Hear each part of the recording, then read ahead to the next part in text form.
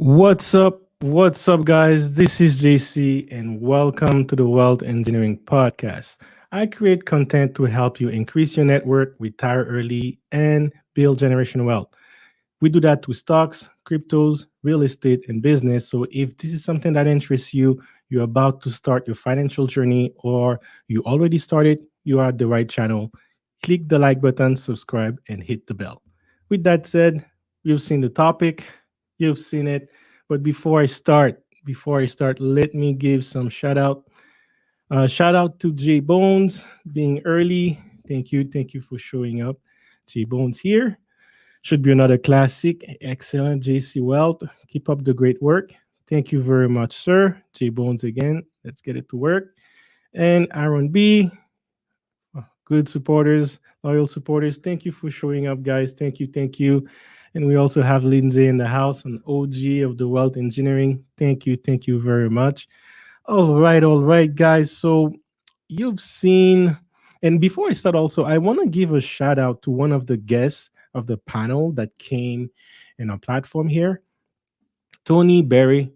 He was talking about, we were talking about why it is important to build generational wealth. Uh, he was actually watching it because his wife was pregnant, and we could have had to stop the stream because the water, his wife, like the baby was due, right? So it could have happened at any time. And we were praying that it would not happen during the stream.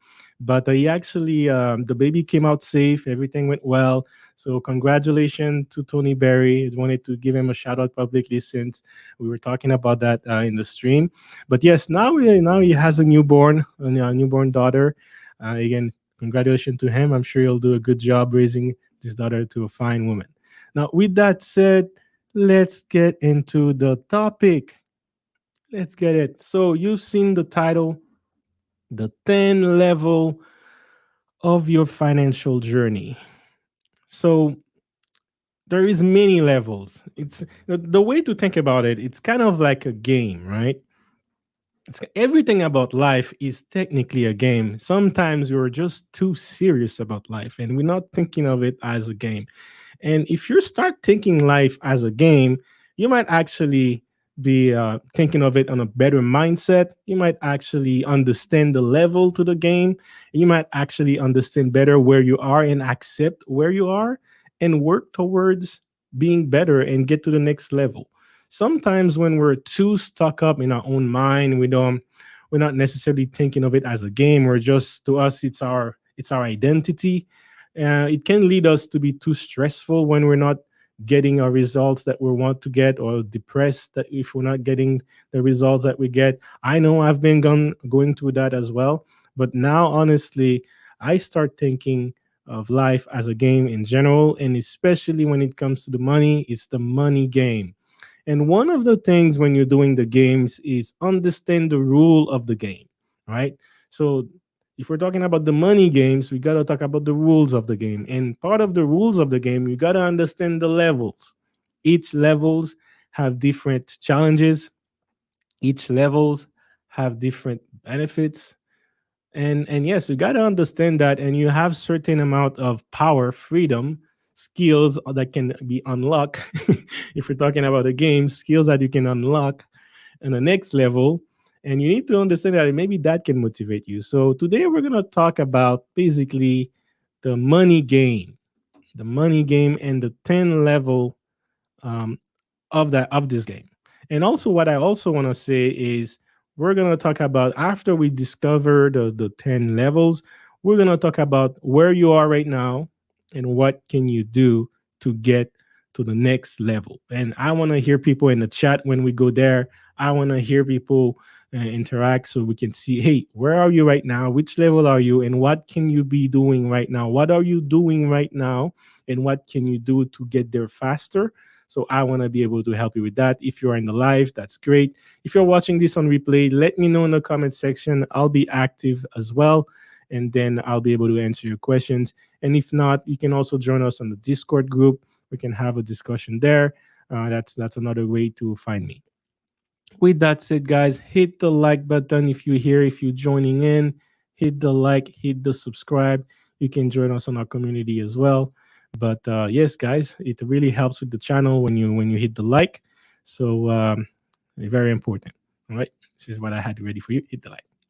All right, so first level, the first level of the money game when it comes to your income, when it comes to what you do personally, or you let's call it your personal money development or your personal financial development, right? That would be a better term for it. In your own personal financial development, as you start your financial journey, your first level is debt prison. That's how I call it. It's being in a debt prison. And I'll give you some example. Like, imagine you're in a scenario where your debts are going up, but you just don't care about it. You just know that this number is so up and it's always been going up, that at the end of the day you just want to have the peace of mind. So what you're doing is you're forgetting about it. Mentally you have a mental block about your debt. You just keep spending the same way you're spending. You're not worried about anything. You just, as long as you can pay for your minimum living expenses and you can pay for what you like, that's all you care about. But what another side effect of this action is your debt is going higher, right? And that creates a scenario where you have a debt prison. You have a debt prison, and if you don't do anything about it, you'll stay locked in this prison. Now, surprisingly, there are many people in this scenario. There's many people in this scenario, especially millennials. Millennials, they're always in debt, especially when a lot of them go to school. A lot of them go to school. A lot of them get a lot of debt. If you're not in Quebec, even in Quebec, people get student debt. But outside of Quebec, education is very expensive. So that's one of the number one sources of debt for millennials. Then, when you get a job, a lot of them go buy the car right away. Hey, they work hard for it. Why not?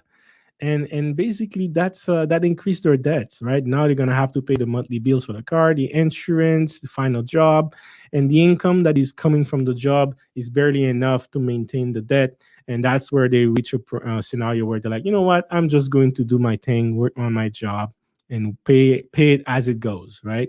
So that is the debt prison. It's right there. You're stuck in this scenario, you're stuck there. And that's definitely your first level of the money game. And knowing how to manage your money, if you don't know how to manage it, you'll be on level zero. And and if you don't do anything about it, you'll stay stuck there. Now, the dangers of this level is, as you get older, your expenses get higher. You might, if you're a man, you might accidentally have a kid with someone, and within 9 months your life will change. You will have more bills. At some point, you will have to look for daycares. And if you can't, in Quebec, if you can't find a daycare that is public, that is $7 a day, you're going to have to go on a private, which is $70 a day. And there are things you can do to get the government to pay a little bit of that, maybe a third of that. But overall, you still have to end up paying, and it's expenses that you need to have up front that you're willing to give right away, and then wait like maybe 30 days before you get it back, right? So if you're living paycheck to paycheck, if you're living where you're barely paying your debt, you're not increasing your income, this sudden change in your lifestyle, which is mandatory, right? Like, the only way you can escape it is either you died or you give the kid to adoption, which many people don't have the heart to do. So you have to do something. So maybe you're gonna have to work on the weekends and work on Amazon or Uber. But that prison, it's a lot of people are stuck there, and and the sad thing is all it takes is financial education to get out of this. All it takes is financial education. All right. So that is the debt prison. It's when your life scenarios, your life choices are to a point where mentally, to be able to deal with it, you just block the debt that is going up, and it just keeps going up, or it just stays stable.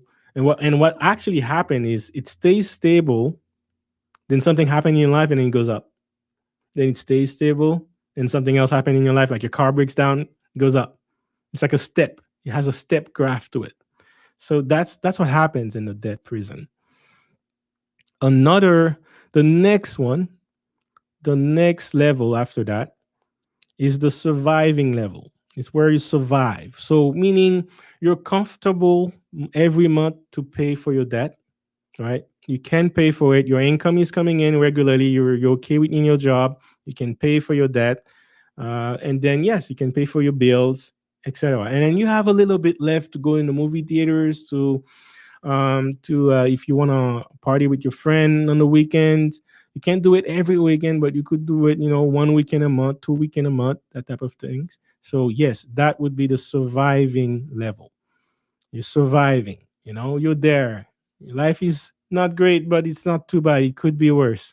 You could be in a dead prison, so it could be worse. People in this level, they usually have zero assets.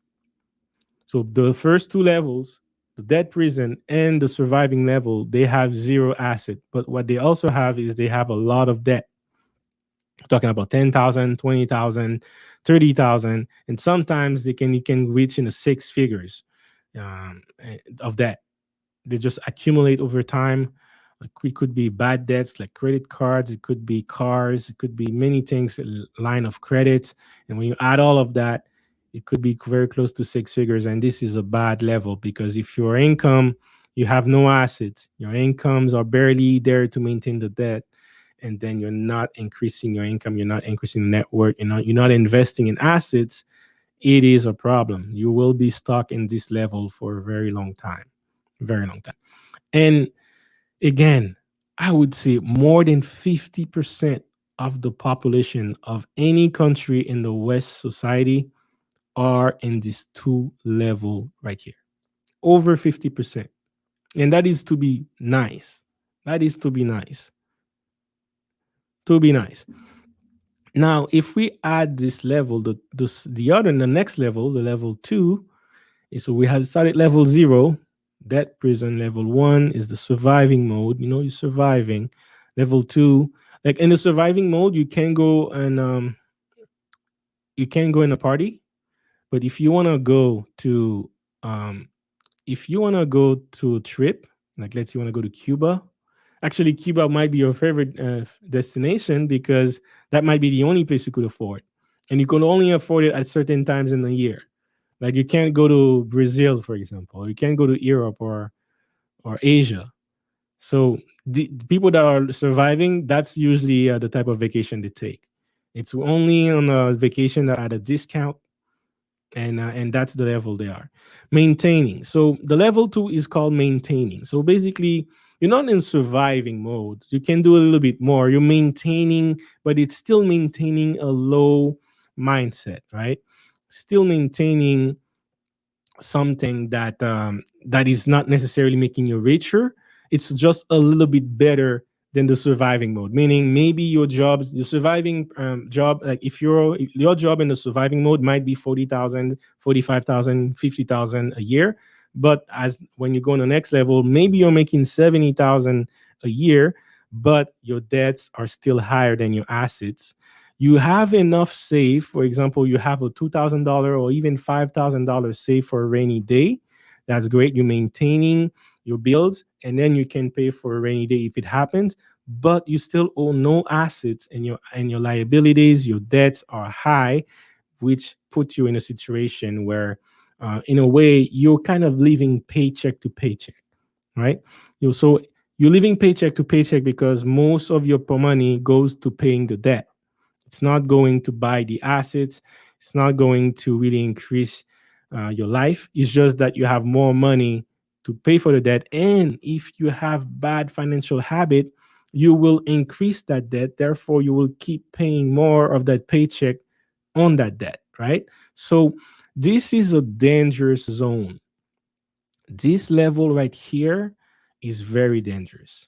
And if I had to put a number into it, I would say 80% of the population in any country is within these three levels that we just mentioned: the debt prison, surviving, maintaining, 80% of the country is in there.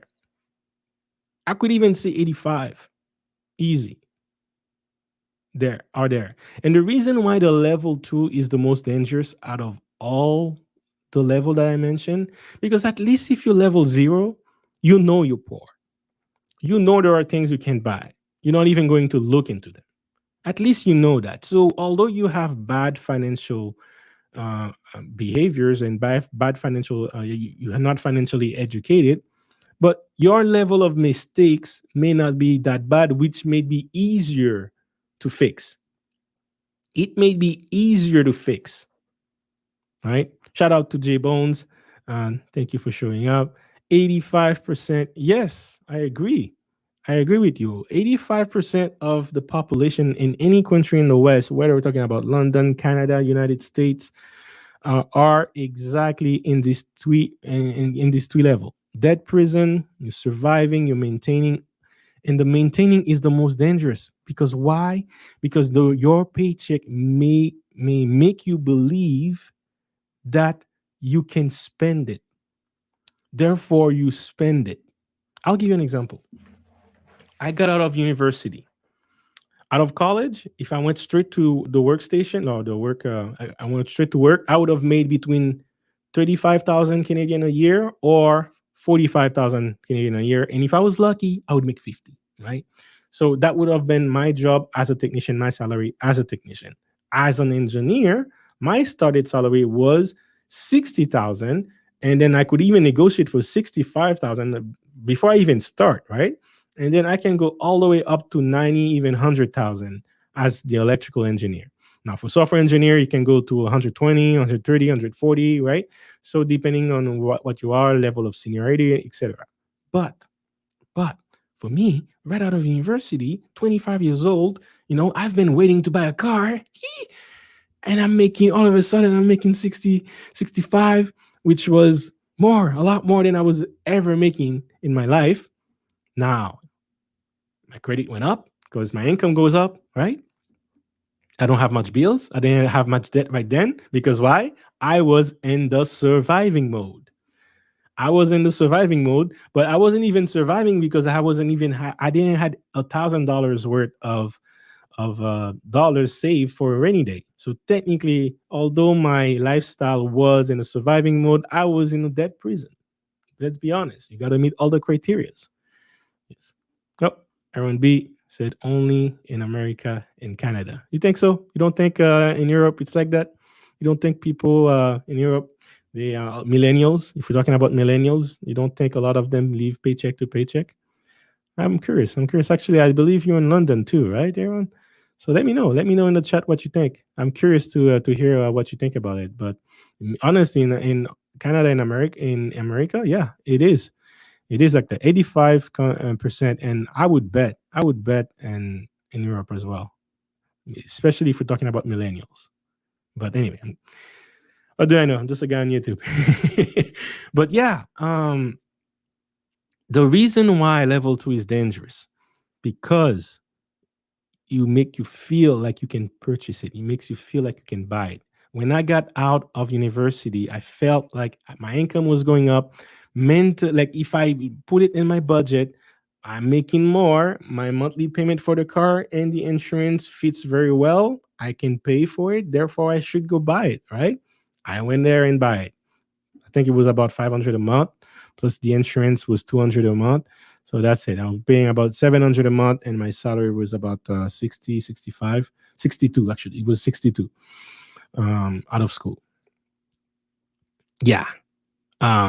But I also had other debts prior to getting the car, right? I also had other debt prior getting the car. Then I have the car, and then I'm not using my money to invest. I'm not using my money to really drastically put the debt down. I'm just maintaining the debt, right? That's what I'm saying. And that pattern right here is dangerous because now you attach with the material stuff that's costing you. You may be attached to the lazy boy couch that you buy that you're financing. You may be attached to that big TV that you're financing. You're not paying it cash, right? You may be attached to that lifestyle that you feel like you can afford, but deep down, you're financing everything. You're not getting out of debt. You're increasing the level of debt you have. So it's a very dangerous level when it from the perspective of your personal financial development. That's when I say dangerous, I'm not saying from like, you're not getting food or anything. I'm not saying from survival. I'm saying from the perspective of your personal financial development, from the perspective of the level of the game, this right here is the most dangerous level. Why? Because it will be harder for your mind to realize that you're living in a dream. You're living in a dream world, that your job will not actually give you freedom, that you will not get out of paycheck to paycheck, and paycheck to paycheck is bad. Now, before I continue, I want to give a couple of shout out.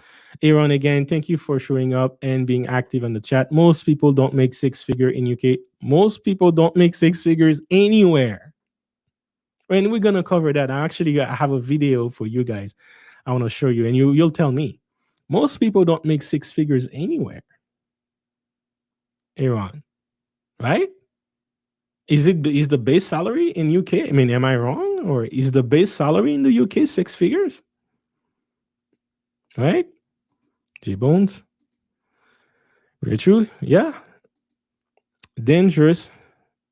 Dangerous as you're stuck in the middle, you're surviving, but you're not moving forward. No step back, no step forward. Yes. Let me add to that point. Great point. Great point, J Bones. But let me add to that. You said no step back. Not necessarily. The same example from that prison that I gave could apply to the maintaining part. And it's like a step graph, right? Your debt is here, it's flat. You're not decreasing it, you're not increasing it. But all of a sudden, something happened. Maybe your car breaks down. Oop, it goes up because you take more debt to fix your car. Then all of a sudden, you accidentally get a girl pregnant. Then, all of a sudden, diapers, all of a sudden, daycare, you know, all of a sudden, you can't live on a small apartment anymore. You need some room for the baby to run and grow. So you need some grass on the back so the rent goes up. And then you're maintaining that, right? So if we're looking at the debt keeps going higher, right? And you're maintaining that higher debt because as you get older, whatever you do, one way or another, you're going to have a higher debt. It's a matter of time. With your lifestyle will demand it. You will have, but if you're not doing anything about it, then that's why it's dangerous because your paycheck is being consistent. That is coming flat. And if you think about it, with inflation, your paycheck is slowly going down and your expenses are slowly going up. And it's doing this until you get to a point where you have to have kind of intervention somehow, whether someone slaps you, whether you came up with your own conscience, but you have to be in what I call in this stage. It's a very powerful stage because also in this stage, the awakening happens.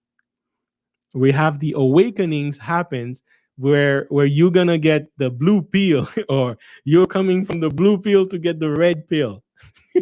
And it's always fun to see when this happened with someone, and they're always at some point they might be obsessed with information, with understand what they didn't know. Like they are the it's a very interesting step because you all the world that you think you knew, all of a sudden you realize, man, I didn't know anything. That knowledge that I had made me not having the life that I want. I'm living in debt. I'm not doing anything. I'm not going anywhere. So that's basically the stage where the awakening happens, right? So I mean, remember this movie here. Let me share my screen with you guys so that you can see. Remember, remember this movie here. Wait, let me see if it works. There you go. Uh, this movie right here. That's what I'm saying. This movie, this stage, the stage where where basically you're maintaining your life, your expenses are slowly going up, but you're income is not really going up. With inflation, it's going down and you feel it. You feel you didn't feel it this year, but you feel something is wrong. You feel something is wrong, you just don't know what it is. And then next year, you're like, that feeling becomes more and more. And the year after, you're like, man, something gotta change. I just don't know what it is, but something gotta change. Do I have to sell that TV? Do I have to sell that car? You're starting to think about things like this. And then the year after, you're like, you know what? I don't know, but maybe I'm gonna sell that car. But you feel like selling the car is not the answer you're looking for. You feel like the answer selling the car is not. I don't know. For people, it might take years. For some people, it might take a month. For some people, it might take a week. Different people have different stages of awakening. Some people, it might take them their entire life before they realize this. Some people, it might take them when they're 60 years old, almost at the time of retirement. Ooh, you don't want to be that person, that's for sure. Couple of shout out. Thank you for being active on the chat, people. J Bones, The Matrix, absolutely one of the classics. Classic movie, my favorite movie of all time. I don't care what movie is coming in the future. Matrix is the a movie, and I saw it when I was 11 years old, and that movie to me made me understand what I was feeling because I was feeling something was wrong ever since like I was 4. I didn't know if it was, and I'm not talking about money. I'm talking about just life in general. And when I noticed that movie, I was like, wow, it made me explain so many things. But when it comes to movie, if you're living your life with a bad financial behavior, at some point you will have an awakening. That awakening happens in the stage of the maintaining phase, the maintaining level, where you're maintaining your life, but you struggle to maintain it. And it's through pain comes the solution. If you don't suffer from it, if you don't mentally go through the process, you might not even value it. You might not even think you need to do it. There is no urgency. But that is an important stage in your financial journey, and it's a journey that you need to go through, because honestly, you may not appreciate it because you suffer from it. You wish you knew the information earlier, but it's this journey right here, it's this phase right here that will help you be wiser with your money when you go to the next levels, to the higher levels. People that are born rich that don't go through this phase, they blow up money like crazy. And that's one of the big problem that's a big problem that people that are very wealthy have with their family. That's a big problem they have. They were too nice. They were too giving their money to everyone and their family. And then when it's time to pass the when it's time to you're about to die, you need to pass the wealth to your kids, and your kids is not motivated to do anything. You didn't have to struggle to do anything at all, right? But when you go through this, you work hard, your money, you see your money is going down, but you're working more and more hours, then you have a different perspective in life. But anyway, let me go to the shout outs again. Yes, Mutombo, I haven't seen you here before. Nice to see you here. And I want to give a shout out to IP International Passport.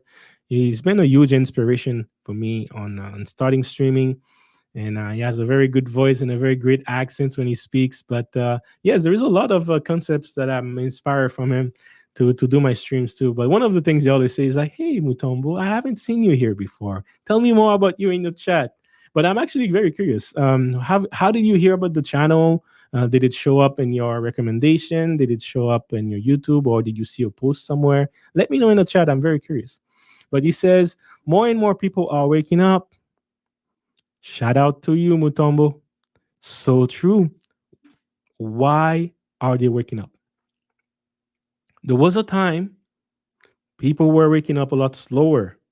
Why? Economy was going good, job was going good, right? You don't see the price of gas going fluctuating within a month. Everything seems nice. It's a beautiful dream, right? It's a beautiful dream. But You had 2008, right? You had 2008. That made people start thinking. Then to fix 2008, we had to create a tons of money.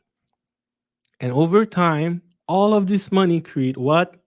Inflation. And we're gonna make a stream about currency and inflation and deflation because these guys, there's so much knowledge in this, and you need to understand that if you want to play the money game. You need to understand inflation. You need to understand the forces that can affect your wealth. Now you have all this been accumulating for years. The rich keeps getting richer for a decade. That frustrates people because now they're looking at their life. They see people making millions in a week, millions in a day. They're still exactly where they are. Their bills are going up because they're getting older and they're not making more income. And you have a decade like this. And all of a sudden, at the end of the decade, boom, Corona. CV-19 hit. Most people are out of jobs. At some point in the US, the unemployment was like 42% at some point last year.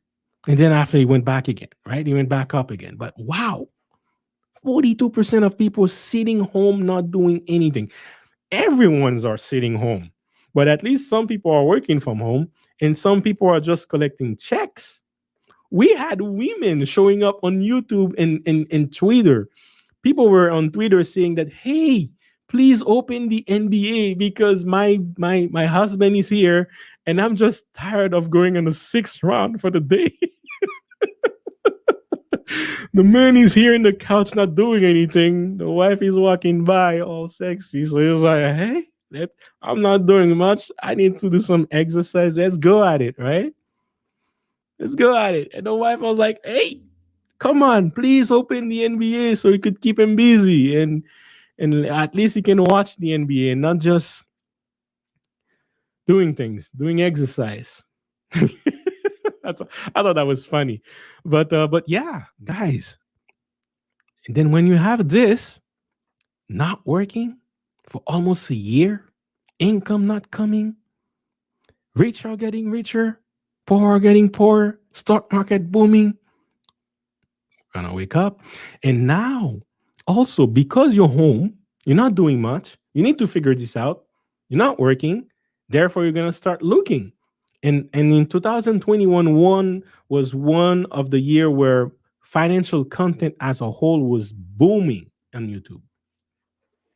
That is actually one of the reason why I started picking up YouTube again, because I noticed, man, I was watching a lot of financial videos, but I noticed the trend, and it was going up. It was going up like crazy. People were looking for any information that they can make money on. That's why they're waking up, because life forces them to. Life forces them to wake up. If you're not going to figure this out, I'm going to beat you till you figure it out. I have a shirt called, hey, get wealthy or cry trying. Life will just beat you and make you cry till you figure it out. You have to get wealthy. So shout out to you, Mr. Mutombo. Thank you for showing up here again. Thank you again, J Bones, for introducing on our Mutombo, a new viewer. Thank you again. Yeah, man. Thank you again, J Bones. Mutombo, hey, let me see. What's up, J Bones? Yeah. Let me see. Yes, I agree. I agree. Yes, man. If you can watch the movie, go watch this movie, man. And every time I watch this movie, I actually pick up something new about it. When I watched it first, I was 11 years old, but as you get older, you're more wiser. You understand it differently, and I love this. This is one of my favorite movie of all time. All right, all right, all right. Yes. Oh, you too. You can. I guess you're from a viewer from IP. Well, yes. I see. Good. Huge shout out to him. He inspires me in many ways, and then that's one of them. But yeah, I love the way he structures his stream, introduce his guests, talk about his guests, and be active in the chat too. And that's something I love. That's why me personally, I donate a lot, but I love this interaction with content creators and viewers, and I love this. I see you at IP Stream. Thought we're checking your channel out. But thank you very much. Thank you very much. I really appreciate it. And I'm going to actually join him. I'm trying to close this later earlier to join him later. I want to join him later too. I couldn't. I had to do a stream today. But yes, you're funny, JC. They're using. But it's true. I wish I could find this tweet. It was one of the most funniest tweet I've ever seen. It was a black woman was saying, "Hey, open the NBA. What are you doing? At least if the NBA is open, he's going to lay on his couch." It's the sixth time today. And what does that do if you have a poor mindset, mindset behavior? Well, you're going sixth time on your wife. At some point, you're gonna get her pregnant, right? You're gonna increase the expenses. Your expenses are increasing, and then you're right on CV-19 time. Maybe you're out of a job, or you're gonna have to find the same equivalent of a job you had. But what happened is they out of all the money that is printed in like US dollars that are printed to be circulating in the world ever since the inception of the US dollar, last year we have printed basically almost half of all the money that was printed since its inception. So if you took last year out of the equation, you have 100% of money being printed. If you include the money that was printed last year alone, you have basically you have to do to reduce the money that was printed to 60% because you have 40% that was printed in this year alone. This will destroy the middle class. Destroy the middle class in this decade. By 2030, there will be no middle class. You will either be rich or you will be poor. And one of the reasons why I wanted to stream is I wanted to beat that idea of people. I see Kevin Samuel, the high value man, and he's talking about the high value man, and I love that because he's making the black community especially, but everyone to start thinking about more income, increase your net worth. I love that. And because they're motivated by getting women, but whatever works for you, increase your income, increase your net worth because you need to do it. And just like he beats the idea that women needs to be more feminine if they want the men that they want, the high value men that they want, it's the same way. I wish I could be the boogeyman that beats that idea in your head that you better be wealthy or you're going to be poor. There is no middle point. It will not be like this in the future. In 2020, in 2030, there will be no middle class. You either poor, living off the government, or you're wealthy. Period. Period. I want that to be clear. Yeah, man. Yeah, yeah. Um, yes, yes, yes. The Matrix, man. Ooh, go listen to her videos. You can listen to her. Shout out to Crypto Teacher. Crypto Teacher is a channel that I found out last year.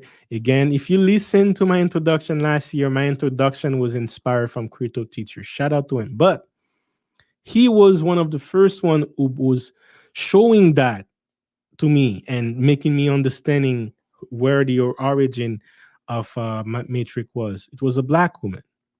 They actually had to pay a lot of money to buy the rights from her to make and to publish the movie The Matrix 4.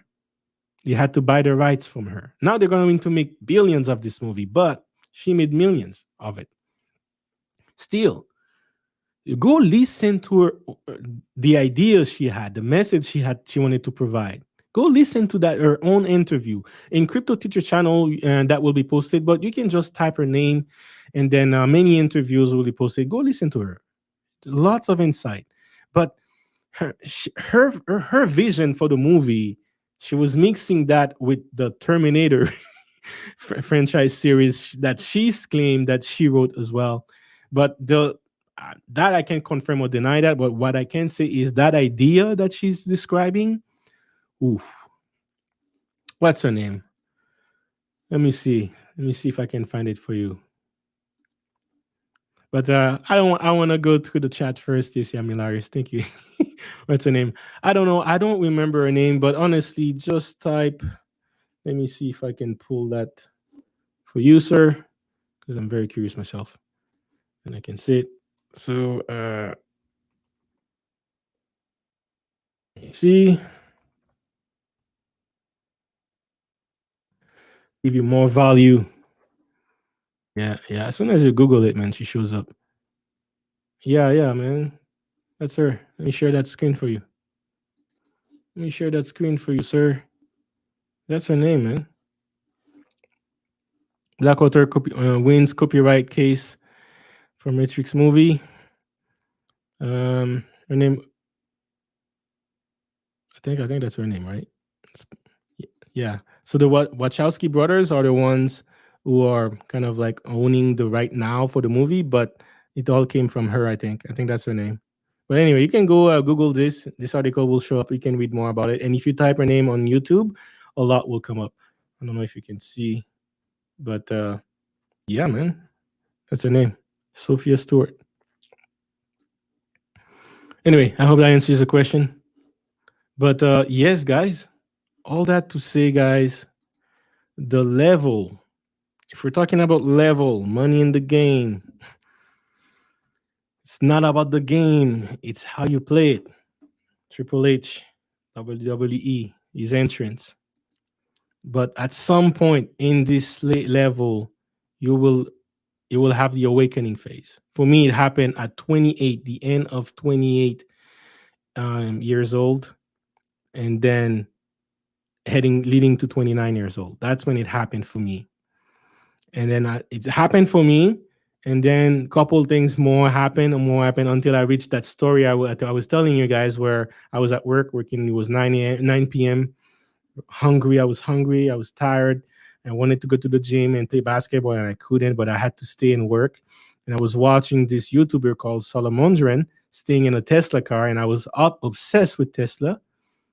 He was smoking weed in a Tesla, testing the air filter, and I was like, why cannot be me? Why can't this be me?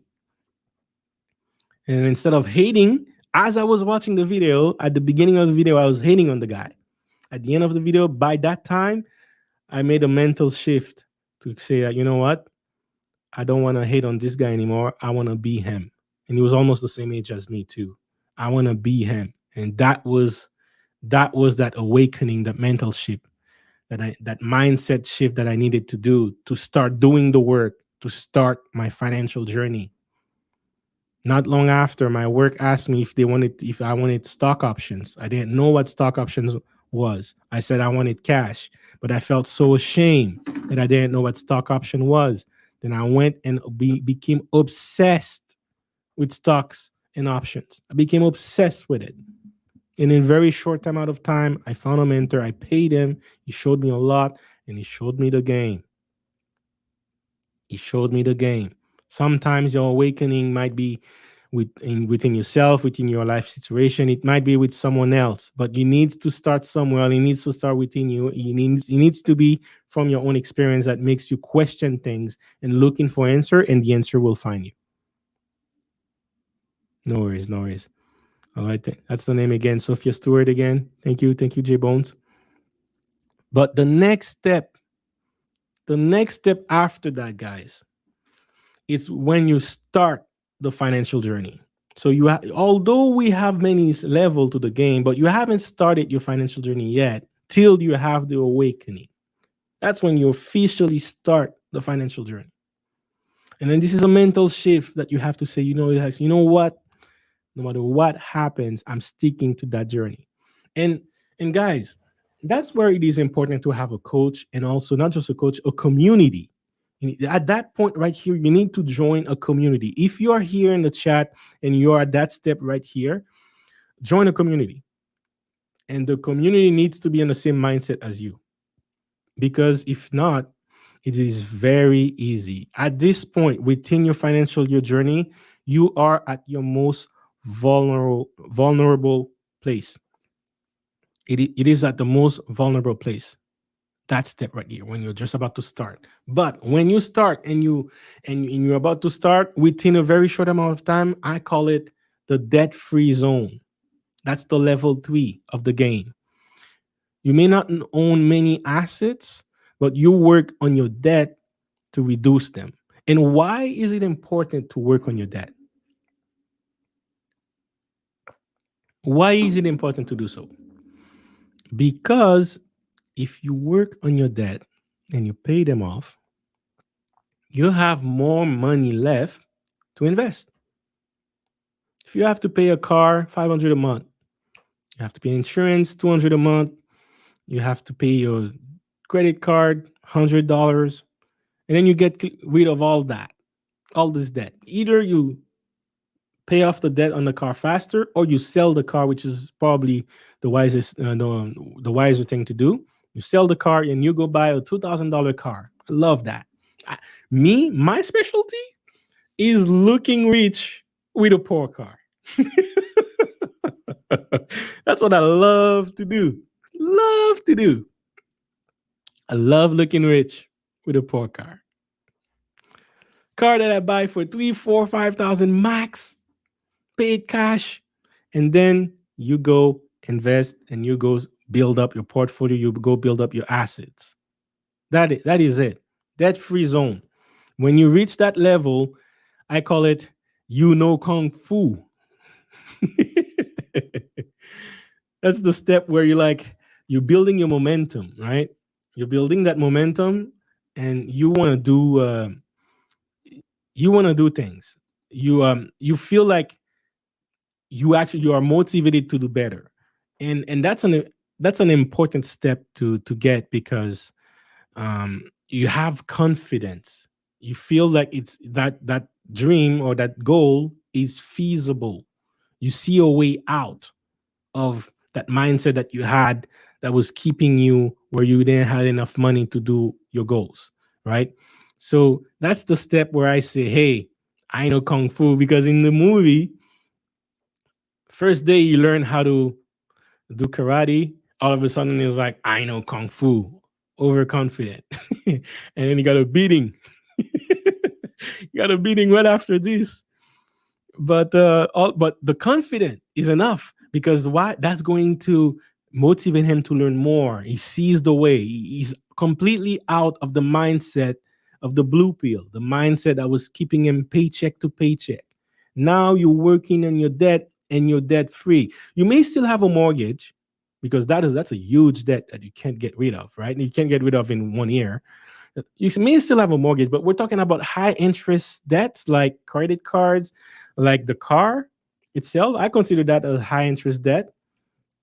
You get rid of that right there, and then you have more money in your hands at the end of the month that you can invest, that you can save, right? The line of credits. That's the step. So the level after that, guys, it's where you feel you're feeling the confidence building, and then you think you know kung fu. You think you can go out there and be a millionaire right away. Until someone beats you, to be like, nah, there's many levels to this thing. But anyway, but yeah, around that time, you definitely start buying assets. In this level, this is where you're looking into assets. Even though as you pay your debt, you're starting looking into what assets you'll buy. You're starting educating yourself about assets, which is a very smart thing to do. Which is a very smart thing to do. I think the best time to do your financial education is when you're reducing your debt and you're open to learning. That means you're doing two things that are crucial to building wealth at the same time.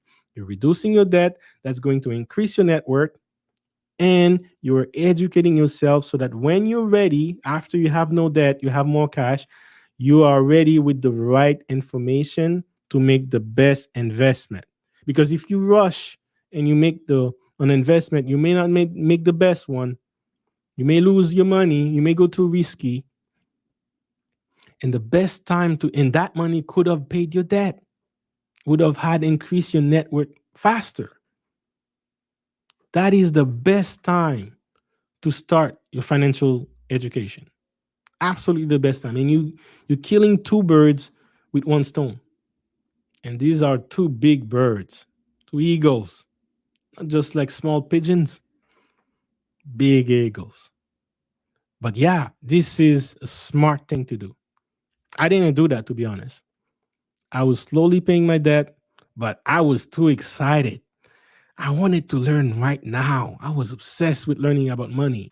So I paid a lot of money to and increase my debt and learn.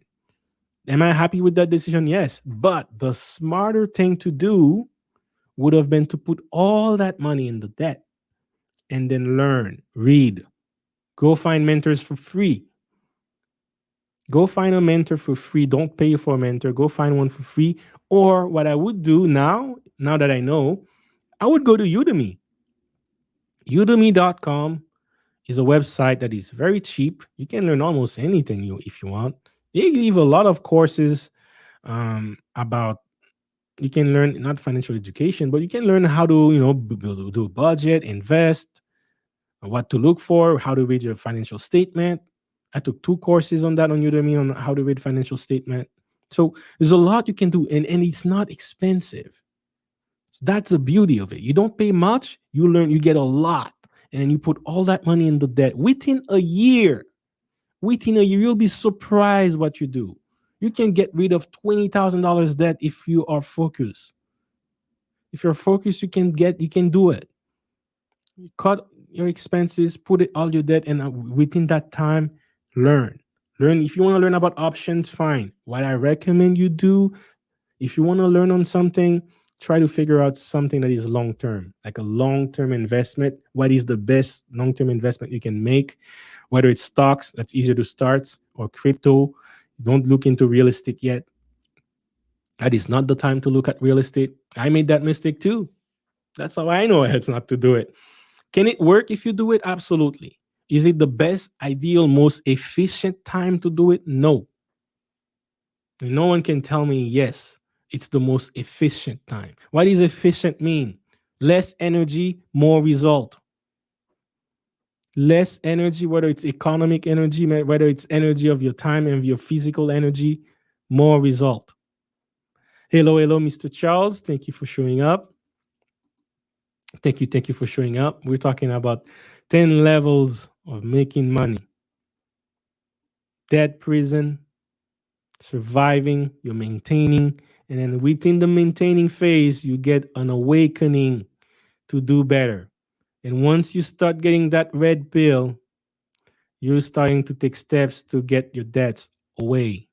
And that's the next level, the level three. So we're starting it from level zero to level three.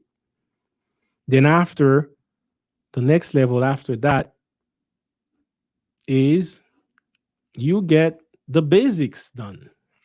What are the basics? You have enough assets that can pay off for your rent and your food. These are the basics. Nothing else. Are clothes the basics? No. Because you can go to a foundation that can gives you free clothes and wear that. Free shoes and wear that. You can pretend you're homeless and go get like a fake like a winter jacket in Canada. They'll give you one. Sometimes when newcomers to the country, like immigrants are coming to the country in winter, they give them a winter jacket because they don't know that it's cold. They know they may not have the money or know where to go buy it, and if they go outside like this, they'll die. So they give them a winter jacket. So you can get a free winter jacket, a free pant. You go one pant, you go clean that, wash it. You can leave. You don't need. This is not a basic, but food and shelter, yes. If you have your assets that are covering just the basic, which is food, shelter, you are at the level four. You are at the level four. At that time, you also have saved enough money for not just a rainy day, but to live for 6 months. If you can live off your saving for 6 months, you are at the level four. Now, we were talking earlier about 85% of the population in Canada. and in the States. I believe in Europe as well, but Aaron may disagree with me. Let me know in the chat, Aaron, if you still disagree. But I think 85% of the population is basically in the three first steps. It is rare to go in a level 4. Very rare. And now we're talking about the 50% of the population. So you have 85% of people either struggling with their debts, maintaining their debts, or just barely paying it, right? Then you have 85% right there. Then you have maybe 5% of people that are at the basic step. They have a saving, they have no debt, they have saving for 6 months. If they lose their job today, they can survive for 6 months, which is a great accomplishment. Because most people, if they're fired today, they don't get a job, they will be out of the house in month 3, unless they beg someone or the government to keep them there. Like, but if it was up to them, they would be out of month 3 because they can't maintain the payments. So yes, it's a great achievement to be able to save and have your living expenses just to pay for your basics, your income, and your food. Great accomplishment. 5% of the population only gets there out of 100. I mean, I mean, 85% and everyone else can do that, but I'm talking about like just that level alone. Like it's not, it's like, it's the 50% of the I would say maybe 85 percentile. Like it's not a huge number of people that can do it. And the next level after that is the peace of mind. Peace of mind. If you want to know what peace of mind looks like, we made an interview with the intentional millionaire. He actually built $1 million portfolio. He always say that in his intro, and yes, he shows a level of peace of mind that you don't normally see on everyone.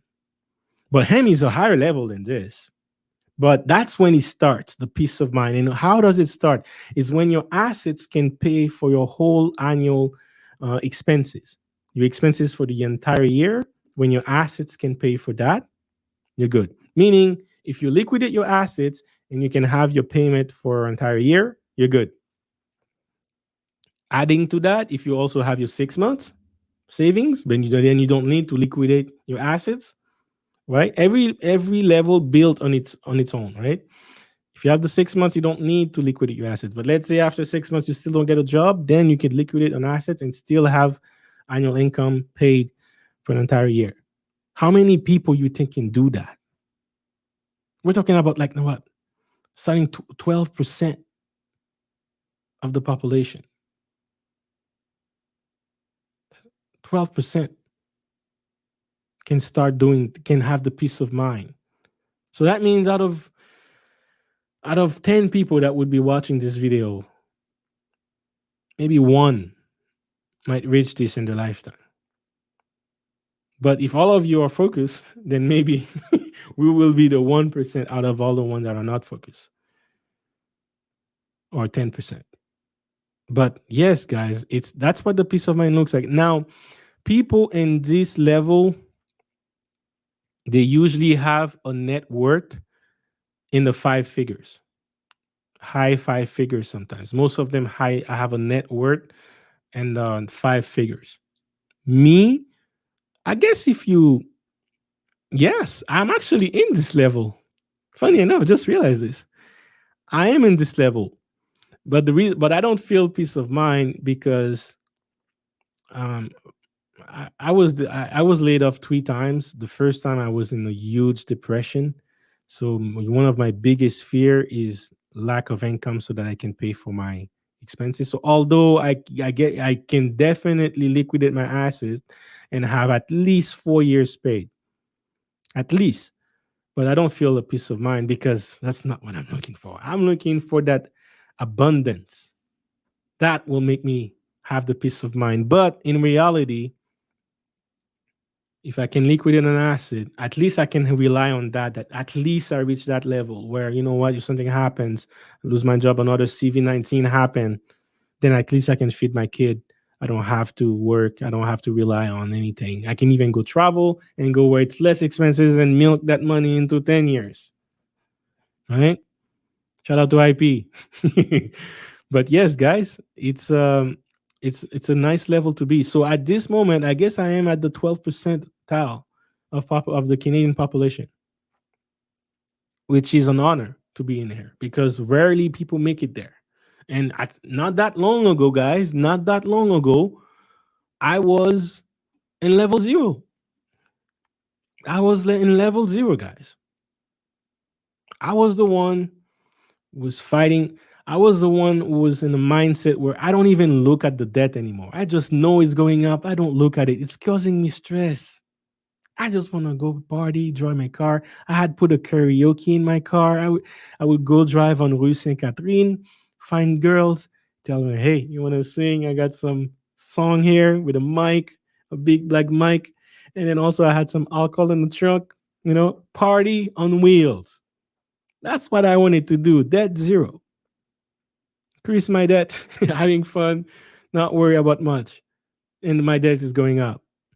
But after I was after I went through it, notice I was making more money in my job, but my purchase power was dropping every year drastically. In Toronto, rent was going up and up and up, almost $400 per year. That makes you think very fast. Life situation pressures you to think about doing something in your financial journey. That's what forces me to be in a awakening phase.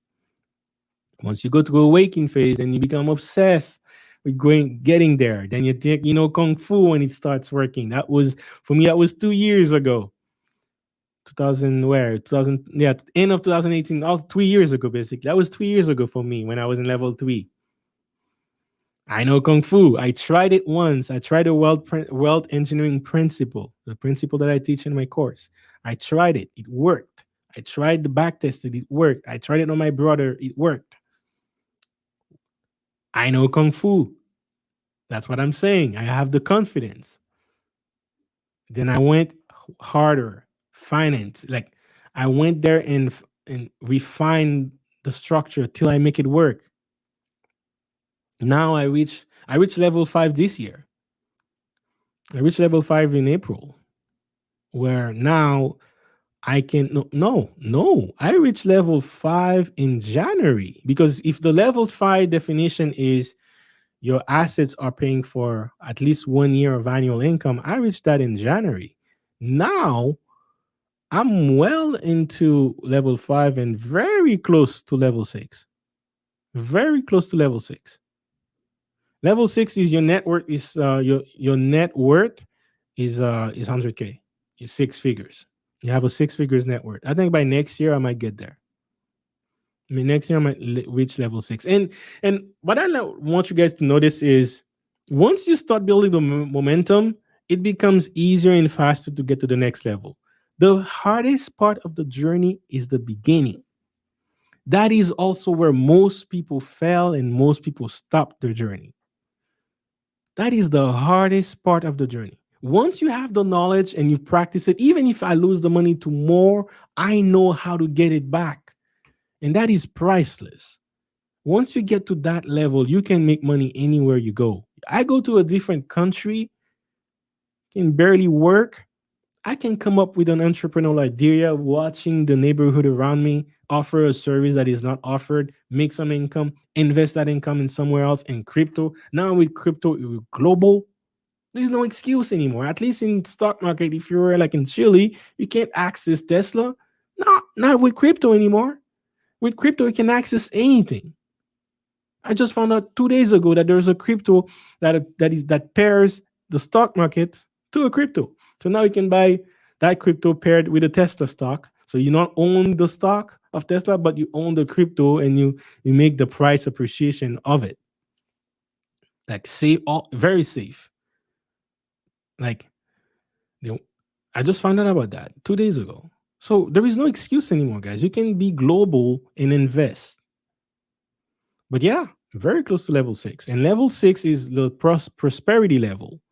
It's when your net worth is in six figures, you have access to capital. So you don't necessarily have to sell your own investment. You can have access. You have access to capital in the bank at level four as well. But it's just that you may not want to do it because you don't want to increase your debt, and then you might be worried about that. Whereas in level prosperity, you just don't care because your debts are so low and your income, your assets are so high and they're on trending and higher. You just don't care. You can leverage your assets to and get capital, start a business, which will create more assets and more income. You don't care about the debt anymore, and as long as you invested good, right? That's the prosperity level because now you can prosper to bigger things to increase that funnel and make it work faster for you. You can pay a down payment cash on a property, whether it's commercial or um, residential.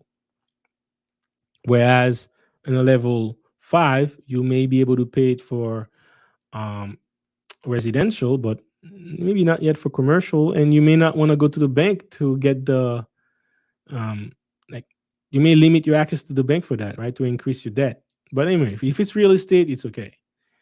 But still, it's just a different level of freedom. It's a different level of mindset. You don't think about in five figures anymore. You start thinking about six and seven figures, right? Your scopes is bigger. Your worries are less. So that's the next level. Let me know in the comment section. I don't if you feel comfortable. Which level are you right now? Let me know so far. Based on what you get, level zero is you're so worried. The debts are so high, you just don't worry about them. You just don't look at the debt anymore. You just live your life because that's the only way you can get peace of mind. Don't worry about the debt. Level one is, you're surviving, can pay the debt, but you're the kind of person who's looking at discounts on Cuba vacation because you can only go there once every 2 years, and then it has to be on a discount. Level two, you can go to Cuba once a year. You can go to Brazil also, but you're maintaining your debt and you're living paycheck to paycheck. You definitely are living paycheck to paycheck. You may have $1,000, $2,000 saved, but that's it. You don't have much assets.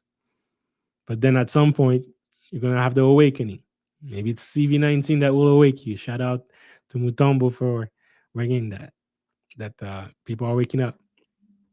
And level three, you're debt free. And when I say debt free, is more like credit cards, car. You don't have any debt on your car, and or or maybe you have a debt on your car and your assets can cover it if you want to. If you want to, you can pay your debt on the car tomorrow because your assets can cover it, right? You have 6 months saved to pay for the basics. And on level five, you have the peace of mind because your annual income is covered by your asset. If something happens, you sell your asset, you can still pay for your entire year of everything, meaning traveling, meaning for your kids, anything, groceries, you're living life, still paying your debt, right? For an entire year without a job, with or without a job. You can do that. So that's a very clean level to be. But yeah, like I said, you can't really spend a lot of cash per se because most of your wealth is stock in investment. At least in crypto, it's easy to liquidate them. You can liquidate them in less than a day. But in if your net worth was in real estate, then yeah, it's harder. You can't liquidate that. But at least it's there, right? At least it's there. And if you had real estate, and I guess the rent like monthly payment that you're getting from your renters, they would cover the bare minimum, your rent and your food. That would be considered, yeah, part of the level four and or level five. But yeah, level six is prosperity. Net worth is in the six figures, more access to capital. You don't worry about the debt. And then yes, you are growing. Level 7, I call it freedom on a budget. You're not dependent on anything. You're not depending on anything, and you have managed to save 25%. Sorry, you have managed to save 25 times your annual income. Now, this level, the gap between level 6 and level 7 is huge. Huge. The, because at that point, we're looking at seven figure network. We're looking at seven figure net worth, not like a portfolio, right? And also be able to save 25 times your annual income, right? Including your annual, that includes also your annual expenses. That means you have a lot of cash, or not necessarily cash, but you have a lot of wealth stuck somewhere, whether it's in real estate, whether it's stocks, crypto, or just in cash. But 25 times your annual, me, that's not personally a goal that I'm going to strive for.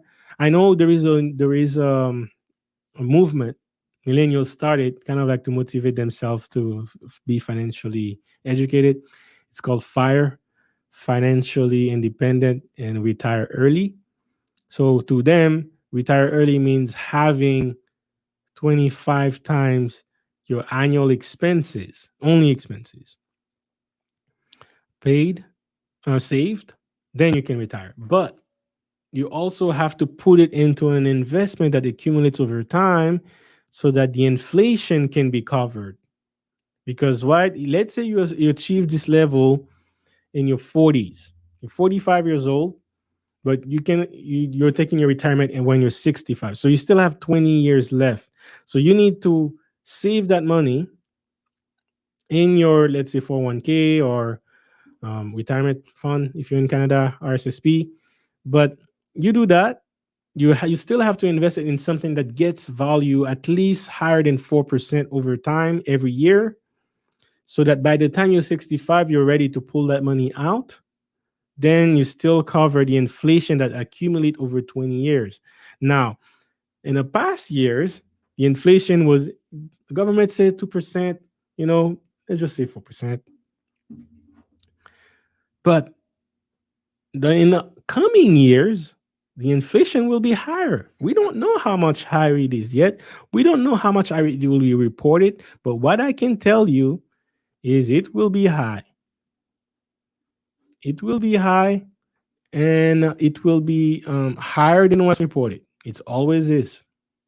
It is always higher than what is reported. Let me see if I can show you something. I want to give you an example of what I'm saying to tell you guys, to make you understand. There is no middle class anymore. Either you get wealthy or you get poor. That's it. That is your options. Look at this. I showed it on another stream before, but I don't want to show it here. September 2020, September 2021, year over year measurements. US inflation hit cars, meat, lodging. US car, used car trucks, 24%. Beefsteaks, 22%. What we're looking at right now is a price raised, is increase in price of bacon, eggs, furniture, fish, 10%, apples, 7% in 1 year. Let me put the big screen to show you. Let me look at the camera and tell you. In 1 year, this happens. And we're not panicking yet about inflation. We're not hearing the boogeyman. You're not hearing the president say we're going to break the back of inflation. That happened in the past, 1970, 1971.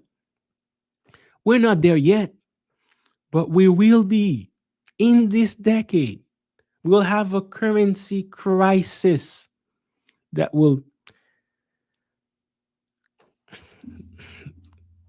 I'm going to make a separate screen about currencies, but just to let you know, guys, every 30 only this is the only time in history that we went 50 years old without having a currency reset. But now we're already talking about the Great Reset. They're already talking about the Economic Forum is talking about the Great Reset. You will owe nothing by 2020. And now they're talking about the digital central bank currencies. So things are being set, right, for the next currency. But every 30 to 50 years, now we have to say 50, there is a currency reset.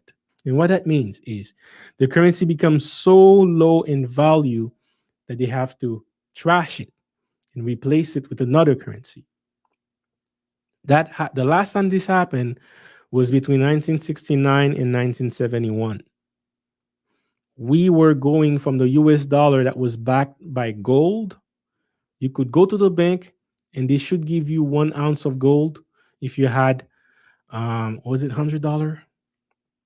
They should give you at least 1 ounce of gold. But then there was a ratio. I need to check it out. Again, don't quote me on it. But the point is, you still had the ability to claim gold for your US dollar. Basically, the US dollar was serving as a receipt for gold. So the real money was gold, something that acquires value over time, something that is rare, something that cannot be printed as much as you want, whereas paper can be printed to oblivion. So the currency they printed so much, they printed 12 times more currency than they had gold in the bank. When the world found out about that, the currency lost its value, they lost its trust, no one wanted to use it anymore. Bam, currency crisis. President Nixon had to basically create a new currency where he cut the tie between the gold and the US dollar. Now the US dollar just became free on its own. You can print as much as you want. Like 1 year, you print 30% of the entire supply that was existing. And that's how inflation gets creation, because the more dollars you have in circulation, the less valuable your own dollar becomes. So, what does that mean for the middle class?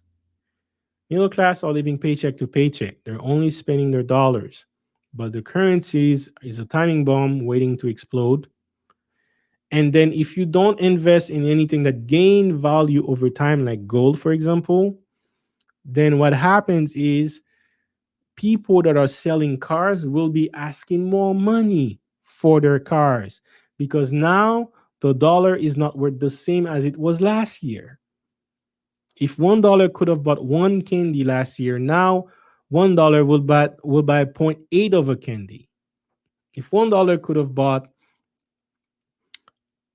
a used car for, if you could buy a used car for $1, now um now you will need $1.24 to buy the same car, right? This example right here, the used car, 24%. You would need $1.24 to buy the same used car. That's what this means. It's not worth the same anymore. The car didn't change. The car didn't get bigger. Actually, the car got older, yet it still increased by 24%. That's what inflation is. And inflation happens when you print money. Now, when you have a scenario where you print so much money that in 1 year, 40% of the entire money supply was printed in 1 year, this is a disaster. This is a recipe for disaster, hyperinflation. Hyperinflation, not inflation, hyperinflation. Go find out the story about the people of Weimar, Germany, what happened to them. This could happen in this decade in the West with the currency crisis we have, with so many people living paycheck to paycheck. Not at least in the future, people were a little bit financially advised. Like the companies were investing in the stock market for them. Like they had that ready to go. Like they didn't have to do much. They were very invested in stocks in the 50s, 60s, 70s. Now, no. After the 70, 71 with the new dollar, no. Now we're doing 50 years of this. So that's why I'm buying cryptos. That's why I'm buying stocks. I'm going to buy stock. I'm buying emerging market stocks. I'm buying anything that is not US dollar and Canadian dollar. Whenever I get the Canadian dollar, I want to get rid of it because I know it's a timing bomb. I want to, oh, take it. Oh, let me invest that. Middle class is over, guys. It's a matter of time. They don't realize it yet. They don't realize it yet. But so that's all to say when you are in the freedom on the budget, one of the things you have to factor is inflation. The problem is with the next coming years, we can't estimate the real inflation because first, it hasn't happened yet. Second, it will be a way different than it was in the past. Normally, if you can put like one number, like let's say 3%, we're going to apply that from the age of 30 years old all the way to 65 years old. So we know we need to save X amount. But you can't do that. You can't rely on that number anymore because halfway along the way, the inflation got higher. Maybe it was twice as much, right? So the money that you're saving, if we say that, and that's the problem with the fire movement. If we say that you have to reduce your expenses, save 25 times your expenses, then you become free on a budget. How do you factor for inflation if you don't know what it is yet? If you think you're safe and you're free and you quit your job, but you're not really safe because the inflation went 3 times as much, then the money that you save for 25 years might last you 17 years. It might last you 15, right? It's not the same anymore. So that's why I prefer the wealth engineering simple principle, which is a combination of the fire movement. I still want to be financially independent, but I focus on asset that pays me now, also that gains in value. So as I'm getting my payment automatically gets the value added to it, and the value goes higher than the inflation rate. Like Shiba. Perfect example. Perfect example. If you guys invested in Shiba, congrats to you. In the group, we were talking about Shiba very early on this year, April, May. Someone in the group bought Shiba early April, and I know this guy is making. Let's just say this guy's making a good 6 figure money. This guy became in the level 6 in one day. Shiba is tearing up, exploding. Good, good. If you're invested in Shiba, congrats to you. But yes, Shiba prosperity level in one day. But yes, you can stake Shiba, and staking means you putting your cryptocurrencies to work, kind of like you're lending them so that you can get an interest for them. It's kind of like the bank. There used to be a time you lend your bank $10,000, they go and give it to someone else, but they give you an interest rate. That interest rate could have been 2%, 3%, 14% at some point a year, right? Which is good. Your money's not doing much, it's just staying there and it's earning you 14% in a year. That's great. Now, percent earning rate in banks are like very low, but in crypto, it's very high. Very high. One of my favorite crypto is paying me 25% a year, not doing anything with it. I'm just letting it sit.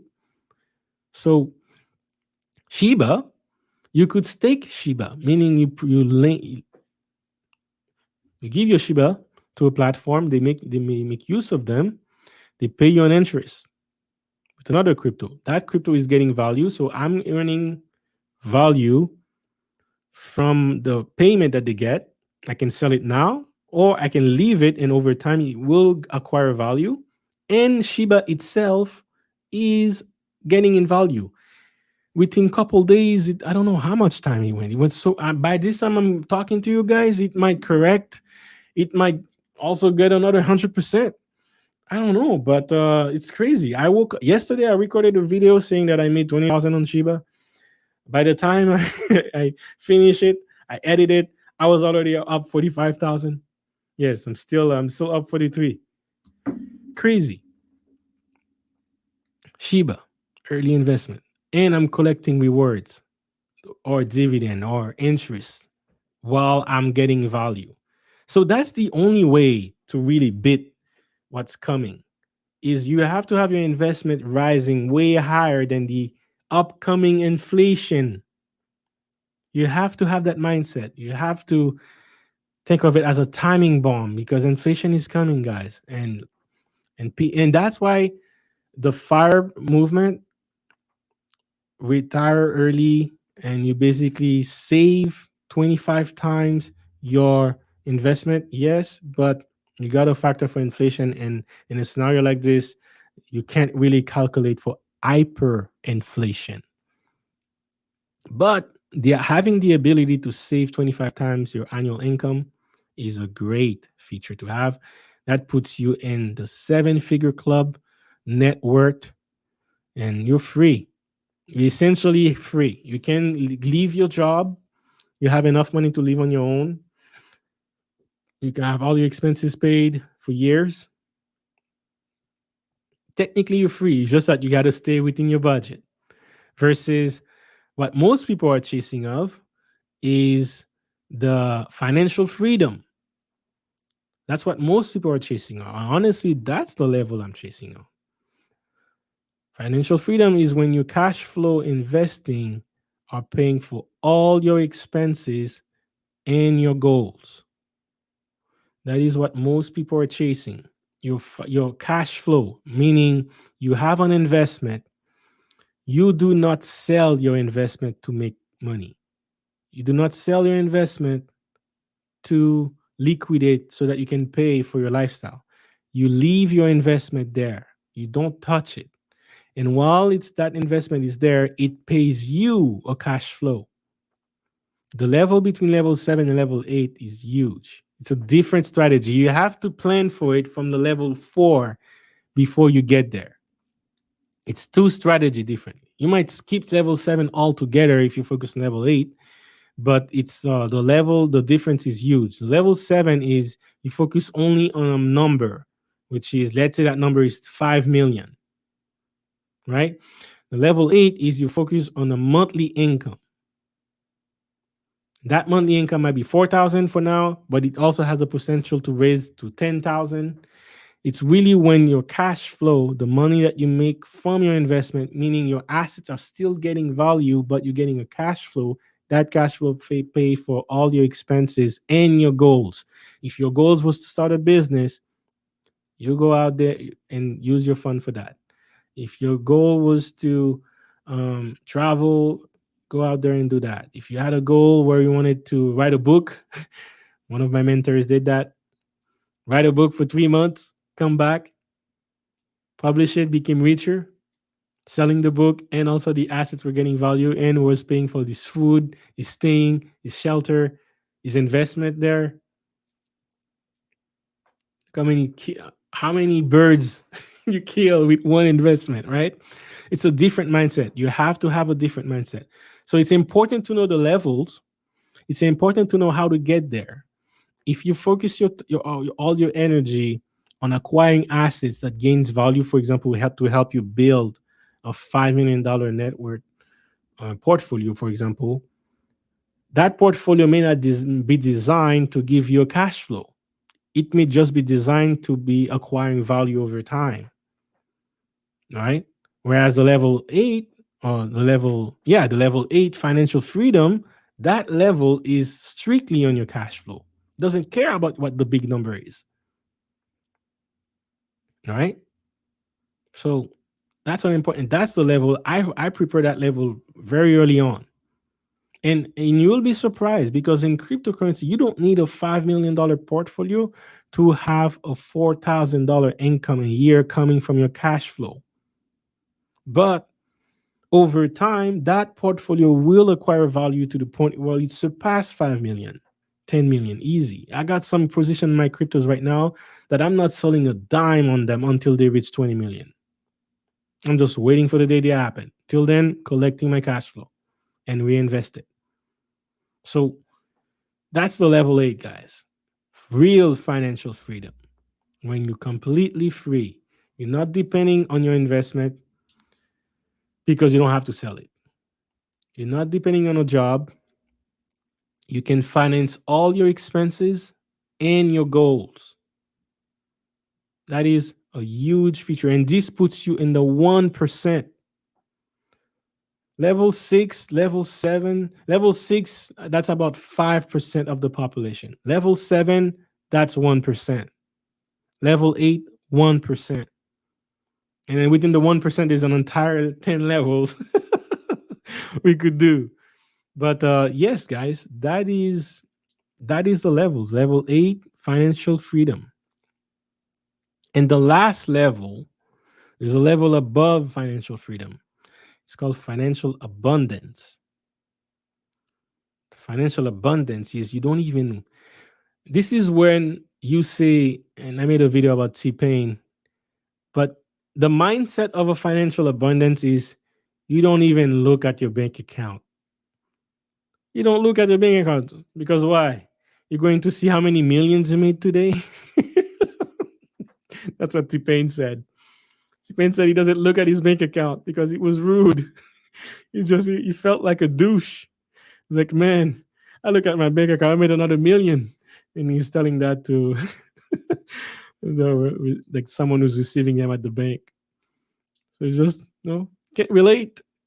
Not the same level.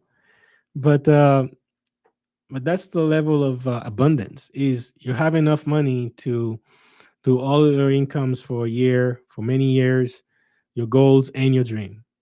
That is the half of a 1% basically, or 1% as well. But yeah, financial abundance. This is where you can start thinking about if your goal is buying a private jet, which it is for me, right? I don't know if you guys saw my. Gotta stay motivated, guys. Gotta stay motivated. Look at this. Bombardier Global 8,000. That's the jet I want. If I get the 5,000, I'm good too. But it's a Bombardier Global model.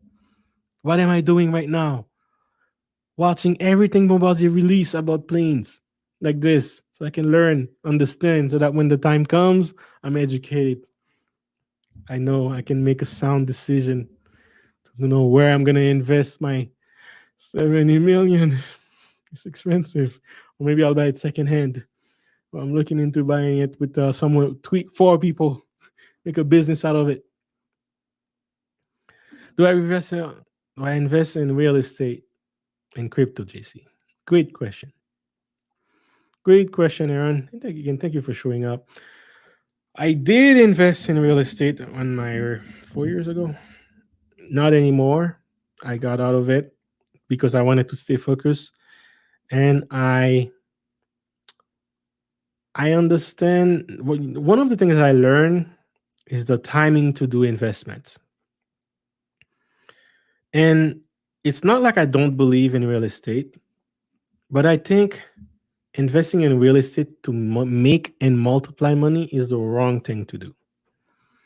When I speak with my first mentor, one of the things I noticed, although he has many units, he stayed very fundamental with the real purpose of what real estate is. Real estate, purpose for real estate is two things. First, providing shelter to people that needs it. That is the first purpose of real estate. Second is you keep money. It's a great vehicle to keep money. Notice I said keep. I didn't say make. I didn't say multiply. So to keep money, you have to have it first. A lot of people that are trying to invest in real estate, what they're trying to do, they're trying to multiply money. Multiplying money can be a side effect of owning real estate, but it should not be the main goal. Because if it is, it sacrifices the quality of the first goal, which is providing shelter to people that needs it. What you're going to do is you're going to aggressively increase the income price that is going to get people that needs it out of your condo, and people that needs it they can't buy it, and you have to go get a high net worth someone or someone with a great job to pay for your real estate. It makes you richer. It makes you richer, but it creates an imbalance in society where now many people wants to do that. And now you're going to have an abundance of condos that are rich, that are expensive, and not enough condos that people can afford. It creates an imbalance. And it may not be a big deal now, but when inflation is going to explode and people are going to be mad, it's going to be a problem. They're going to be mad. They're going to want to do something about someone. And that's what I learned from my mentor, man. This guy was wise beyond the years. Wise, man. What he explained it to me, man. Real estate is there to keep money. Therefore, you need to have it. So what I do, Aaron, I invest 100% in cryptocurrency. Any billionaire that are really billionaire, what do? They focus all their attention and energy on one thing. One thing. Not 500 stocks, not 50 stocks, not 10 stocks, one stock. And that's their company stock. They put all of their energy there. If it works, it works. If it doesn't work, they do it all over again. Now, me, I tried that, failed many times. So, you know what? I'm going to invest in someone else's company. But what I'm going to do in the beginning, put all my energy, all my focus on one, not just crypto, not just like the crypto as the industry, but just one project in the entire crypto realm until I build, let's say, $10,000 position in that one crypto. Then I look for a second one. I make another 10, I build another $10,000 position. Maybe some I might do five, depending on the level of risk I want to take. For example, that's what I did for Shiba. Shiba was very risky. I didn't want to put 10,000 on it, but I put five, and I put it very early on. And and that's the video I'm making. I want to release it tomorrow. But if I did that 3 weeks before, 3 weeks prior to the time I bought it, I would have made $400,000 today, not 40,000. So it hurts. It hurts. But at least I'm still making money. I'm still focusing on one thing, not, and I'm learning. I'm learning about the industry. I told you, I paid last week. I paid 8.5 US dollars for a course teaching me on how to find better cryptos, how to stake them, reward them. $8.5. I honestly did not want to pay for this, but hey, I gotta practice what I preach, and I paid for it. And I don't think this course is worth 8.5. Now I'm going through it, but I have access to an exclusive network of people globally with high education, high net worth. That is worth the 8.5 connection, because that I'm accessing people that can not only get information but also have the money to do things to manipulate the not just the market, but they have the money to make things happen, right? It's rare that you can access a group like that. So I got into the group and I invest in cryptos to learn more. To until I get to a point. When I'll start investing in real estate, my goal is to make $4,000 a month without doing anything in crypto. So just the money that comes in every month adds up to 4,000 US. Once I get do that, I will feel the peace of mind. But when I'll start investing in real estate? When I get to that level. You know why? Because now I can put $2,000 a month to put it into a real estate, pay the mortgage. And then now what I'm doing is I don't have my job paying for my house or my job paying for my investment. I have my investment paying for my investment. That is a form of keeping money. I'm taking $2,000 out of my $4,000 and I'm saving it in a low risk asset, keeping money. And then the other part, I pay my expenses. And if I still keep my job, therefore, I'm going to have close to 8,000 a month. Even if my 8,000 a month, I can be very close to 10,000 if I trade. So that's the level I'm waiting, and that's when I'll do real estate. And You know, with at this rate, I might be there within 2 years. So again, you got to start. It's That's not the hard part. When you have options, it's a good thing. You can decide to do things now. You don't have pressure. You can do it now or you can do it later. There is always going to be real estate.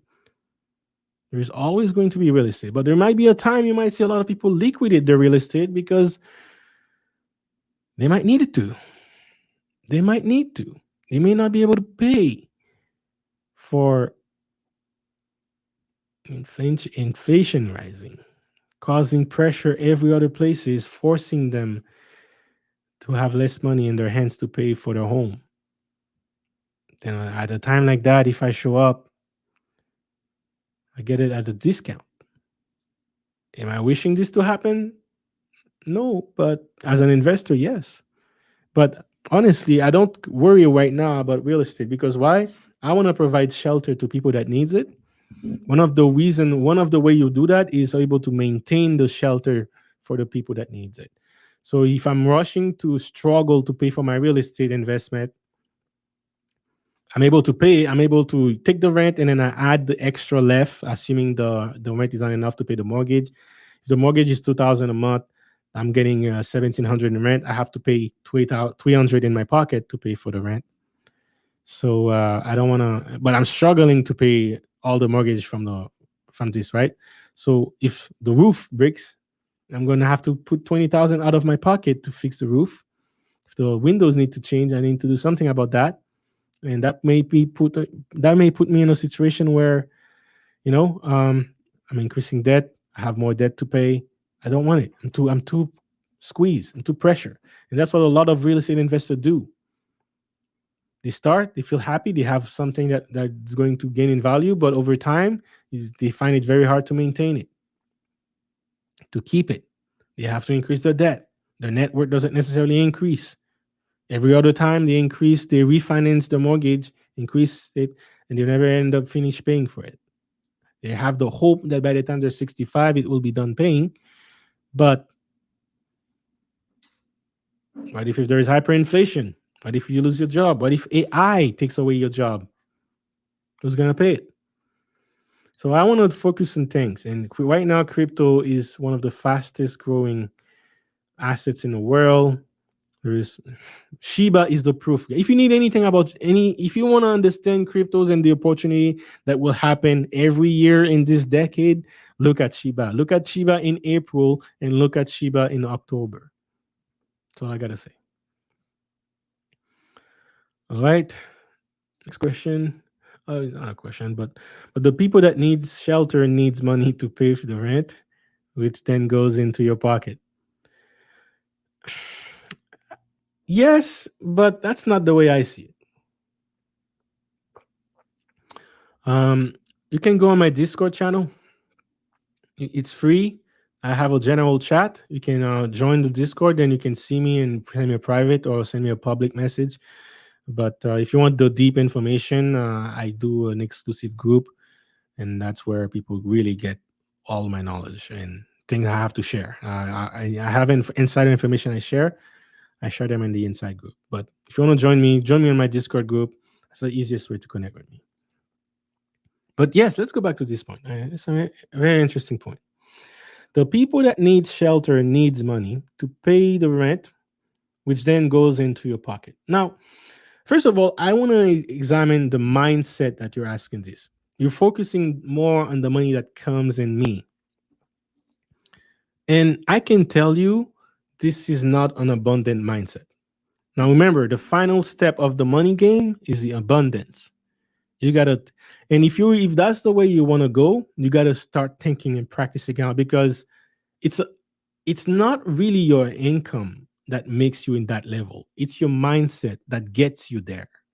So that's the first thing you're gonna have to do is change your mindset. Don't focus on the money that comes into the pocket of the investor. Focus on the value.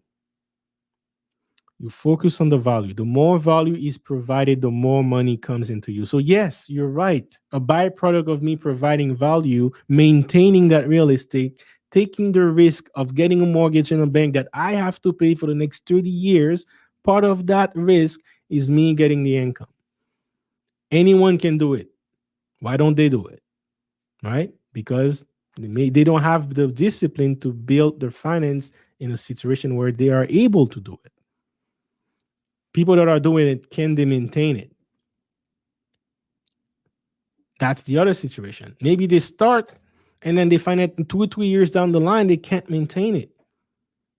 Then they sell their real estate at some profit, but at the end of the day, it goes back to someone. It always goes back to someone that can maintain it. So when is the good time to invest in real estate?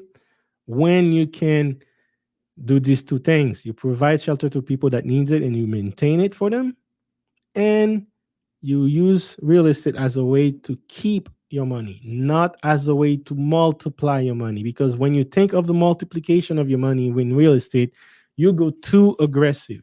You create an imbalance in society where you go, and you mention it, you go and create luxury apartment in poor neighborhood. This is a greedy move. This is not an ethical move. This is people that are using real estate as an asset to multiply money, and it's not the primary purpose of real estate. That's what's wrong with a lot of online gurus promoting real estate.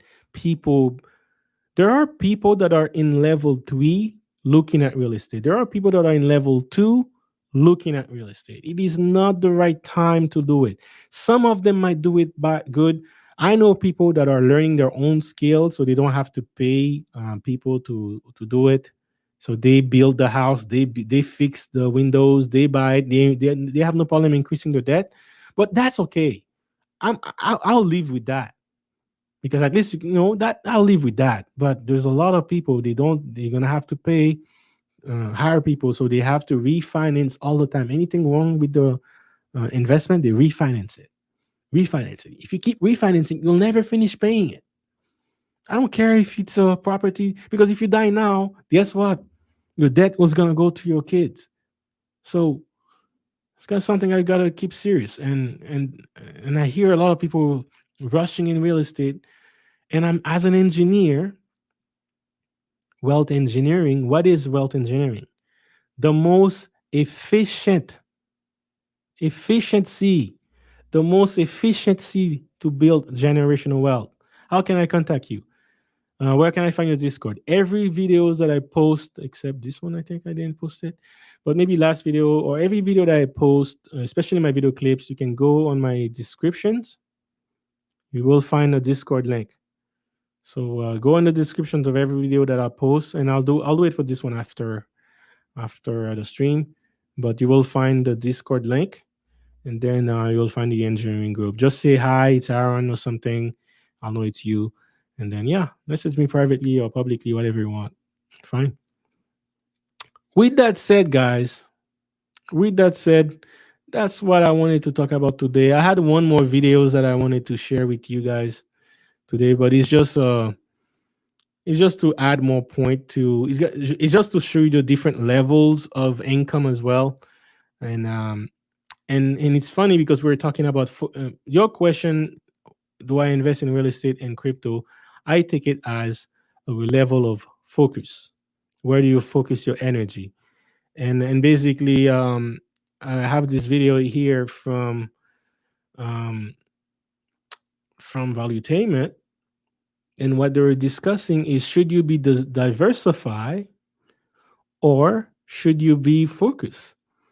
And one of the things he was saying that is, there are different people at different income level, and depending on where they are, they should have different strategies. So someone who's worth $1 billion should be diversified. Like, you don't want to have $1 billion of your network only in crypto, because if the market shut down for by 50%, then your wealth is gone by 50% in one day, right? That's not good. That's not a good management of your money. You could diversify and have a percentage here, a percentage there. So if crypto goes down, your other percentage stays or go up. But if you don't have much money, it is more efficient to stay focused, and you build that until it gets to a point that allows you to diversify. So, so yeah, that's why I only focus on crypto. When I choose crypto, and last year I had stocks and crypto, I sold all my stocks and went on crypto. I actually sold all my stocks and I bought one crypto with it. So I stay focused. And that's one of the reason why I'm increasing my portfolio very good this year. It's how focused I am. And not only that, it's my goal. The goal of having 4,000 a month. In one less than 1 year, I already increased that to 500. I consistently get 500 a month, whether the market goes up or down. So now my goal is to increase that, but I have more expenses that are growing, so it's gonna slow me down. But eventually, I'll get there within, I think, within 2 years. Did I invest in Shiba Inu last year? I invested in this year. I got an intel in March that it was going to blow up. It was going to 1,000x. That was my intel. And then I shared that, and I had a different group back then, but then I shared it on Discord as soon as I created. Some people took actions, doing good. Um, so yeah, that's what I do. I share the information on my Discord, but only on the exclusive one. On the general public free one, I don't share much intel like that. Like, yeah, you gotta have some, you gotta make things exclusive a little bit. But yeah, man. Now this $4,000 investment that I made in Shiba, I made it like in May. Again, I should have made it 3 weeks ago from the time that I bought it, but that was the difference between 400,000 with 40,000. But now this position is 40,000, from 5k to 40,000. Pretty good. Cool. So yeah, let me share with you guys. Let me share with you guys, and let me know in the chat. I don't have enough people to do a call in, but I want to know if any one of you want to join the panel and talk, or let me know what you got out of the levels. And if you want to maybe share a little bit about where you are, and we can talk about what you can do right now, because we're talking about all the level from 0 to 9. But just like me, the millionaire mentor was saying, sometimes you just need to think of two things you need to focus on and just go at it and give it your all, right? So sometimes that's what you need to do. And let me see. How do I share my screen? I don't think I can share audio. So, but yeah, let me know in the chat if this is something you would like to talk about. If so, I'll send a link that you can join me on a panel and we can talk. If not, we'll we'll close it after the video. But I want to share that video anyway, just to show you another perspective on the income, right? The wealth people have. So give me a second. Let me get my headphones too, so I can listen in with you guys. In the meantime, if you have any questions you want to ask me in the chat. But what did you get so far? When did you get your awakening? When it was in your financial journey? Did you get your awakening in your financial journey? Is this dream is the one that is awakening? Am I Morpheus? I mean, I still have hair, but am I your Morpheus or Morpheus? Sorry, I have a French accent. But yeah, I'm curious. I wish one day I could be a Morpheus to people. Most people that I talk to, they have some level of awakening. It's usually in the steps that when they're looking for information that they found me. But that's for most people. But I wish one day I speak with someone who's completely on the level 3, oh sorry, level 2, and then I can talk to them, and then I can see their eyes change, and give them that red pill. This stream is fire, awesome. Thank you, Aaron.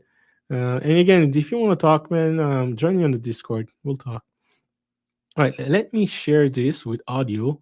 I haven't done this before. Is it fine? It works. Perfect. It works. And let me see if the sound works. The whole company work out. What was your schedule then? That's the right. Let me know in the chat if the sound works. All right, guys. Let me know in the chat if the sound works. I'm doing this. This is a live video reaction to Valuetainment. I listen to this channel a lot, guys. When I was doing my awakening, I needed information. This channel helped me a lot. And it's so good to be able to have access to information like this on internet, because there was a time you could not find information from a mentor anywhere. There is no mentor in the black community.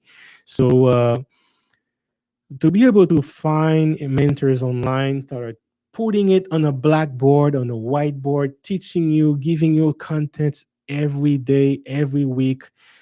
Pat, Bet, David, man, shout out to you. Shout out to Valuetainment. I know I made a video earlier this week talking about Adam, because this guy is disrespecting the brand. I have so much high regards for this brand and what Pat Bedrick does, that I can't let a young guy just messing everything up and not understanding what black people go through. You don't understand when we don't have access to anyone that tells us we need to manage our money, we need to limit our expenses, right? So when someone says no one's sat down with him to tell him that he should not spend his money like that, that his money will not keep coming like that, I believe the guy, because I didn't know about money until I was 29, 30 years old. Until then, I was just buying cars. I would have done the same thing T-Pin would have done. So I was pissed when Adam made that video, man. Like, he doesn't understand what's going on.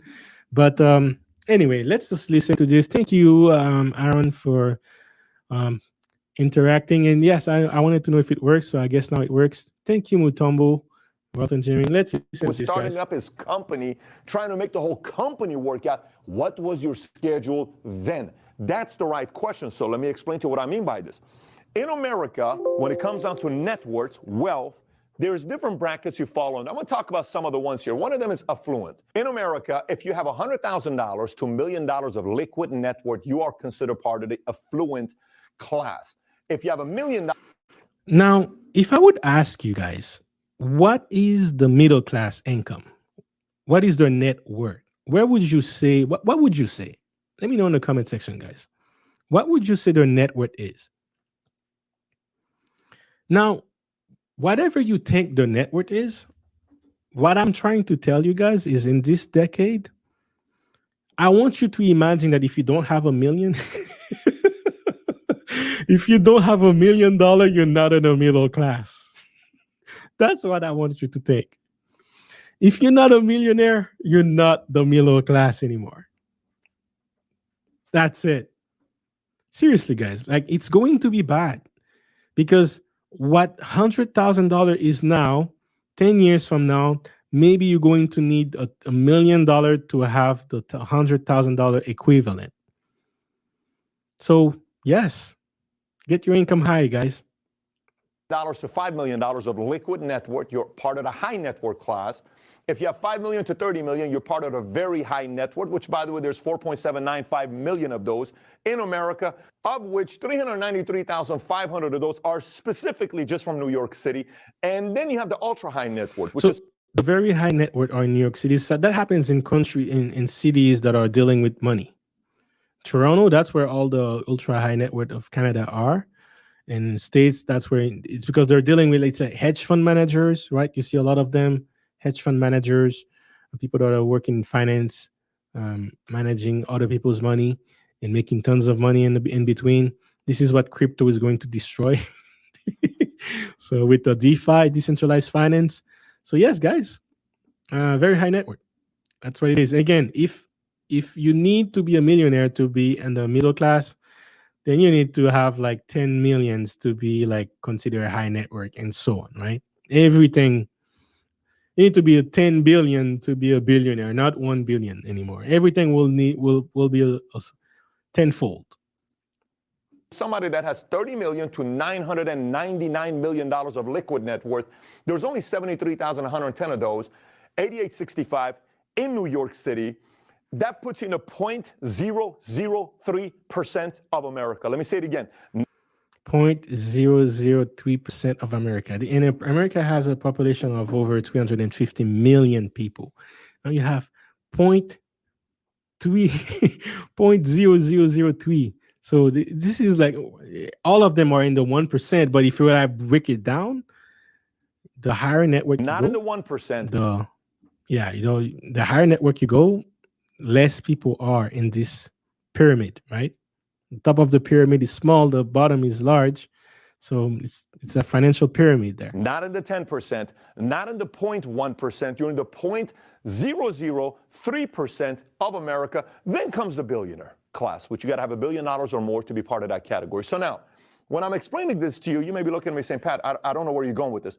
What percentage of the clientele that Ray Dalio deals with do you think are just affluent? You think he's dealing with people that only have $100,000, or you think Ray Dalio is dealing with ultra high net worth, or you think he's dealing with institutional money running a hedge fund, or you think he's dealing with billionaires? You think he's sitting down with middle American families saying cash is trash? Let me continue here so you get the idea where I'm going. By the way, some fun facts about the ultra high net worth folks. 65% of them are self-made on how they made their money. Out of these ultra high net worth, they average a total of 8 cars they own. That's a study done by Rolls Royce.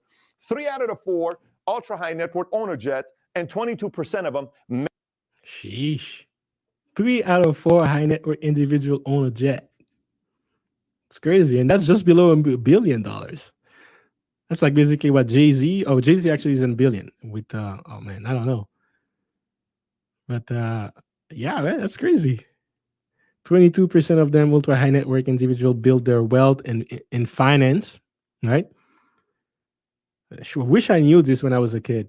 You basically earn money, you make money when you manage money, or you teach about money, or you provide money. Banking, right? You sell money, that's when you make money. Make their money in the following industries: finance, insurance, banking, and investment. So now, we kind of have an idea about these different level classes, but where are we going with this? This is one class. Now let's talk about the other class. The other class is household income range. Where am I going with this? Here's where I'm going with this. Less than $20,000 in America income, less than $20,000 of income per year. There's 19.7 million of those. That's considered below or near poverty level. That's nearly 20 million Americans that make less than $20,000 of your income. Then you have 20 to 44. That's very low, guys. Less than 20,000. And that's not part-time. That's full-time. Like I was making more than 20,000 as a part-time student. That's very low, guys. Below poverty level. 4,999, that's 28.7 million of them. That's considered low income. If you're making between 45 to 139, that's 57 million of them. That's considered middle class. Your middle class. Again, guys, I'm gonna drive this point to you. Think of me as Kevin Samuel, the boogeyman of finance, if you need to. You gotta think as an investor, you gotta think like the future. A great investor is someone who's perfect at living in the future in the present. And so everything you're doing it based on what is about to come, based on what it is. If you can do that when it comes to investments, you'll be great. But I'm telling you guys, when inflations are gonna kick in, this will change. It will not be 45,000 anymore to be a network. Guys, I wanted to make a separate stream on this. Aaron, I think you're gonna understand what I'm gonna say. I saw your comment on Fresh and Fit. So I know you watch Fresh and Fit. And you know how I know you watch Fresh and Fit? Because I heard Fresh himself was talking to people, was describing the comment section, and the first name that he said was Aaron B. That means you were so aggressive with your comment and so traumatizing with your comment on Fresh and Fit and the early days that he remembers you till now, man. And he mentioned your name as he was describing the comment section. As I heard that, I was cracking my head up, man. But I know you're going to understand what I'm going to say.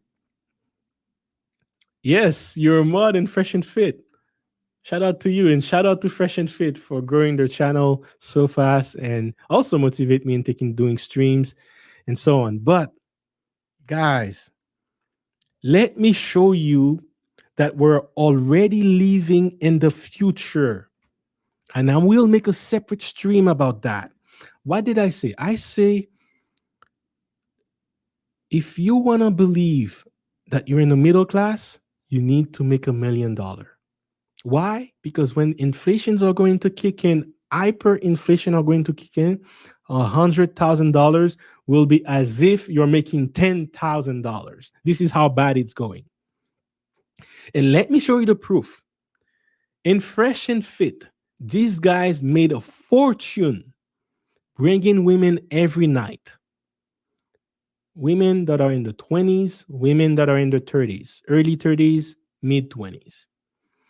Every night, every week, for a year, they've been asking these women, what do you look for in a guy?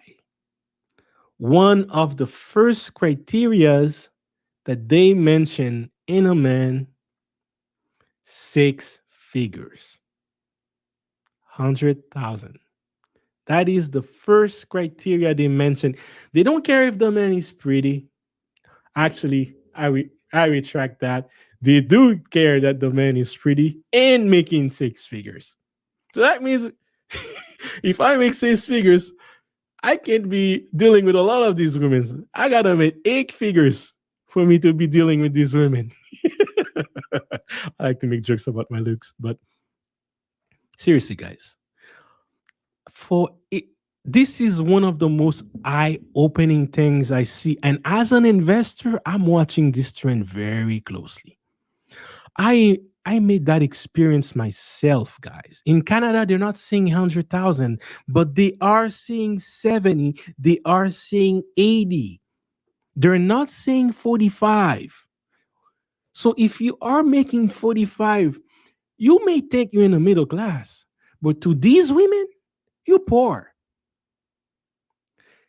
The woman instinctively already factor inflation in her process, in her mind. She already factored in inflation. She know that if she wants to be safe and secure in the future, she better be with a man making six figures. She doesn't even understand what inflation is. She doesn't even understand how many people fits in this range, how many people make 100,000 a year. She doesn't even know. But instinctively, she feels something's wrong in life. She feels there is in the streets out there, things are going nuts, life is going expensive. Therefore, to be secure, better be looking for men making six figures.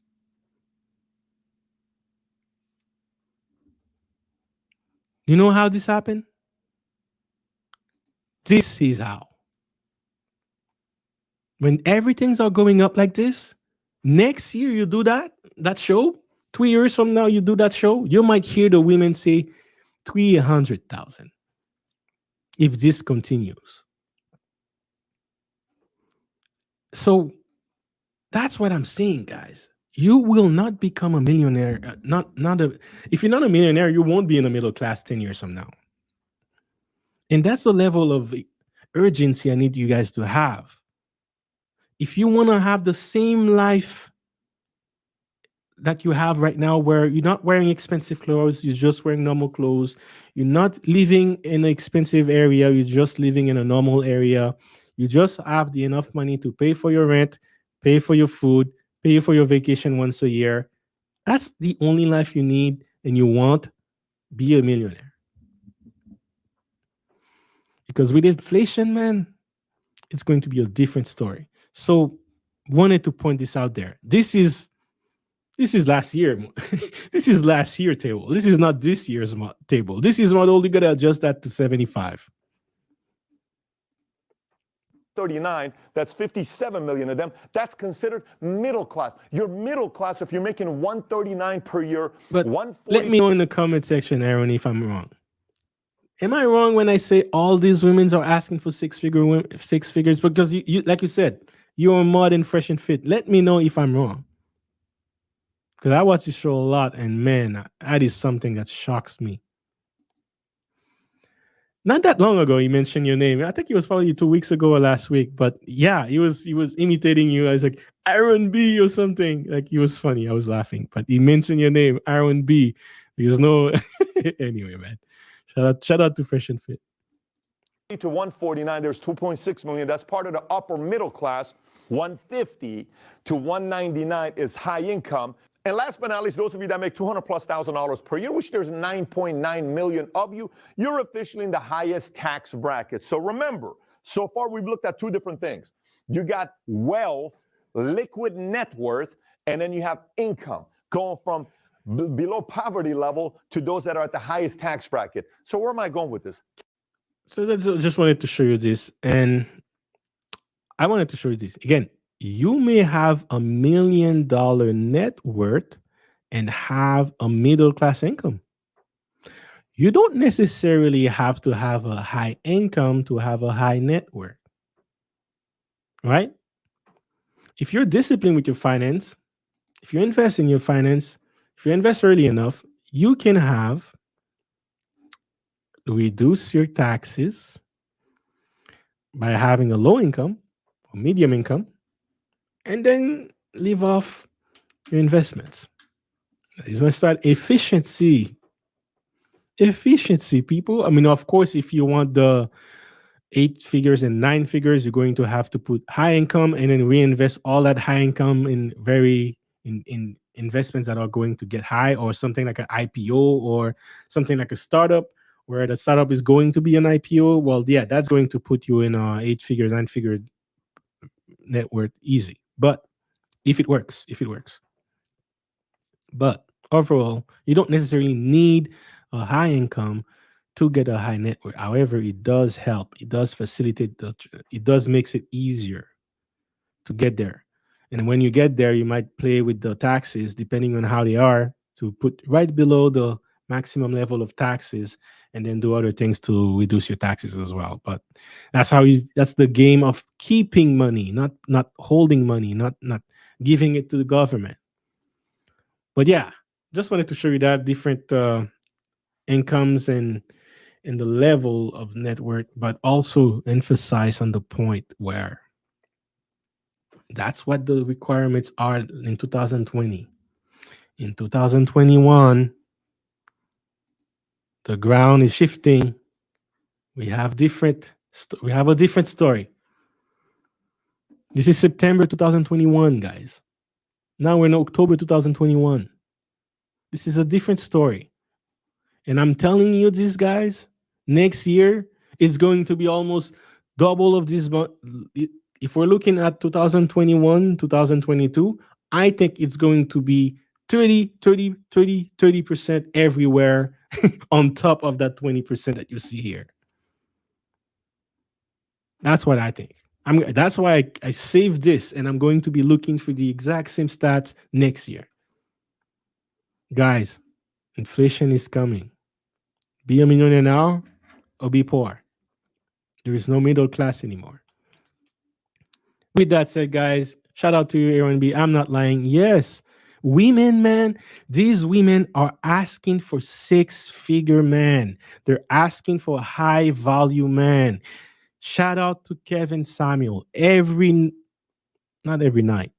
Fresh and Fit does it every night, but Kevin Samuel does it every so often on Instagram and on YouTube, asking women 30 years old, 40 years old, what are you looking for in a man? Men making 6 figures. So whether you're looking at 20-year-old kids, 20-year-old kids, or mature women, they all looking for 6 figure people. People making 6 figures a year.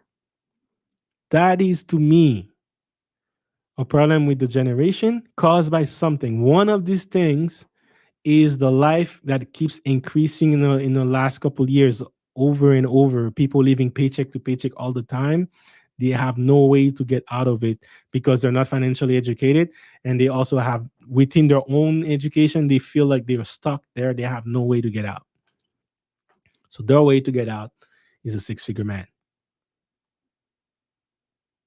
to help them pay for bills.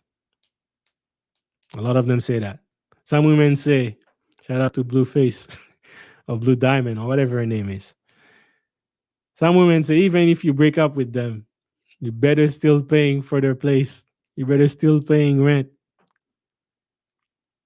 Break up with you today, 3 months from now, you're not giving me anything. I'm not getting the coochie. I'm not getting the pum pum, but I'm still have to pay rent. This is the state that we are in now. So where women are demanding this from men. And this is a requirement before I start a relationship with you.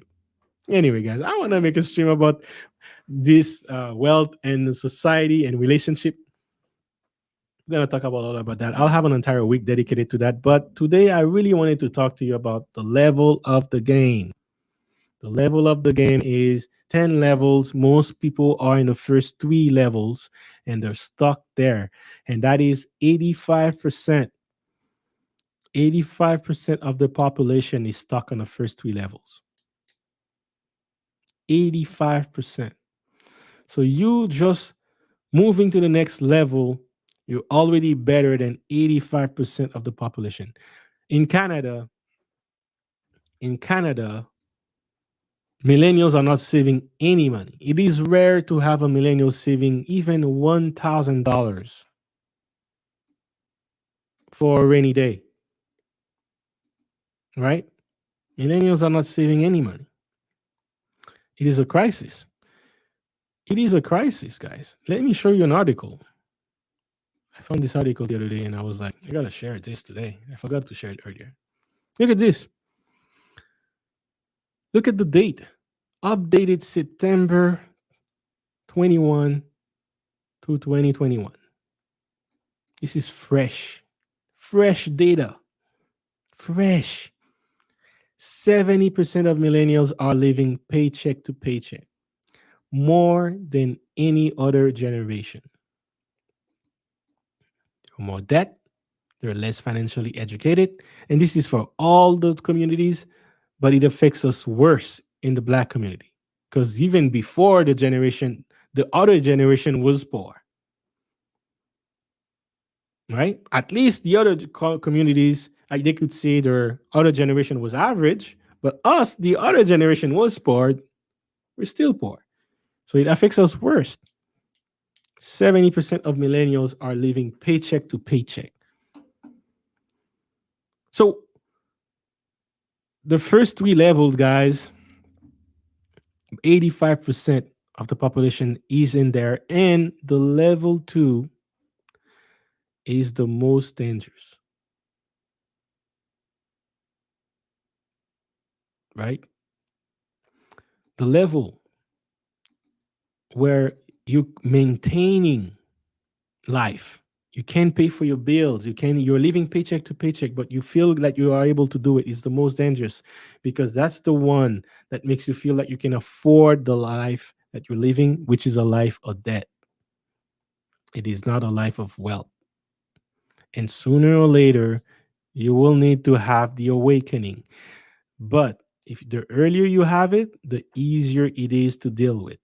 The more you wait, and in this couple years coming, there will be a lot of people having their financial awakening. But will they have time to do anything about it? Will they have time to find a Shiba that can 100x or 1000x in a year? It will be too late for that, right? It will be too late for that. At that time, Shiba might be so expensive that they can't even afford it. Gotta be early on. If you are in an awakening stage listening to this, do something about it. Join us on a Discord and find out what you can do. I can give you free advice. I can also give you more details, advice. If you sign up with the course, you can have all of my channels on Discord, lifetime access. So you don't have to pay any month. You just pay once and then lifetime access, but find something that you can do about this. Inflation is coming. Women are asking for six figure. Man, inflation, guys. You will not be considered a middle class anymore if you're not a millionaire. I promise you this. With that said, guys, don't try to be in stock in a debt prison, in maintaining phase. Get your awakening, get out of debt, Get the basics. Get the basics. At least 6 months of your savings. Then evolve into the peace of mind where you have at least 1 year fully covered anything, including your vacation, including couple stay at the spa. Get there, guys. That you can get there in this lifetime without too much effort if you put your mind into it. But if you're focused, you put your mind into it, and you're driven, you can get to the prosperity level. We're talking about a net worth of 100K. In cryptocurrencies, you could get there in 3 years. We need to stay focused. Not real estate, not stocks and crypto, right? Choose one. At least you chose one. At least it's an asset. Choose one. But get out of the poor mindset, poor habits, and strive to reach different levels. Level 7, freedom on a budget. Strive to get there. Seven-figure net worth, where your portfolio is 7 figures, and yes, and abundance. I know many people will not get there, and if you get there, fine. If not, but at least level 6, at least level 6. Level 7, finance on a budget. Many people retire around that. The fire movement encourage people to get to level 7, and when they do, they retire. There is a whole group on Facebook called fi- Fin- Financially Independent and Retire Early. You can join that group, and you'll meet many people who have reached this level, who lives normal life. Their expenses are less than 2,000 a month. That's what I'm saying. You don't need to have like a huge income to have a big network, right? And then when you have the real freedom, the the real financial freedom is when you can finance everything. You finance your expenses, you cover your expenses, you cover your goals, and you cover your dreams. With that said, guys, let me answer some quick question before I go. I'm 100% joining the Discord right now, Mutambo. Yeah, thank you, man. Thank you. And say hi when you join in. So the general chat it will be open to you guys. Say hi. Where's the Discord? Sorry I didn't put it on this video, but just the video prior to this one. If you go in the description, there is always the links. You will see many links, but just look into them. You'll see the links for Discord. Just click on it, download it, check it out. Aaron B, go to the previous stream, October 27th, and find the Discord link there. Perfect. Thank you very much. And also, right after this, I'll put the Discord link below so that you can join in. And when people are watching it in replay, you can click on the description and join it. But again, Mutombo, thank you for joining in. Please subscribe. Please subscribe. Please hit the like button. And thank you guys for staying tonight with me and going over the different levels. We went over, we did a lot of work there, but the main goals is I want you to have the urgency. It's not a matter of, oh, I need to have this life because it looks good, it would be nice. It's matter of, if you don't do it, you'll be poor. Meaning, if you don't do it, you might be in the maintaining phase for the rest of your life, or surviving phase for the rest of your life, because inflation is coming. We're going to need a currency reset. And currency reset, what happens is all the value of the dollar will be disappeared.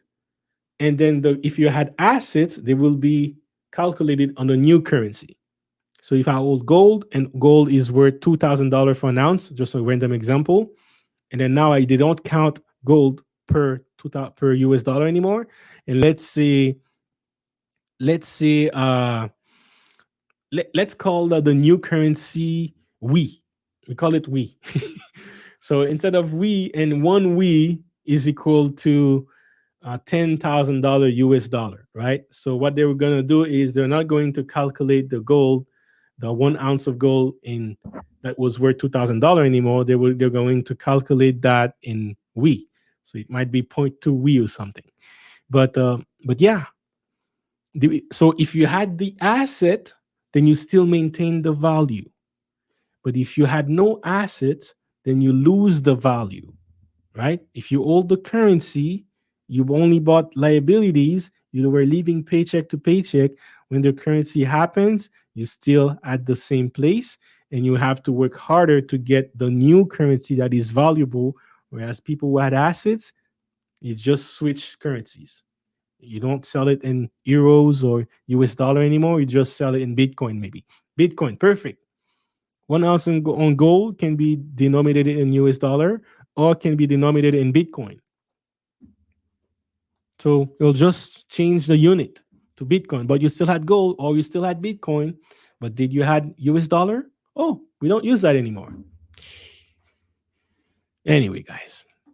Anyway, guys, check me on Discord if you want to have more discussion like this.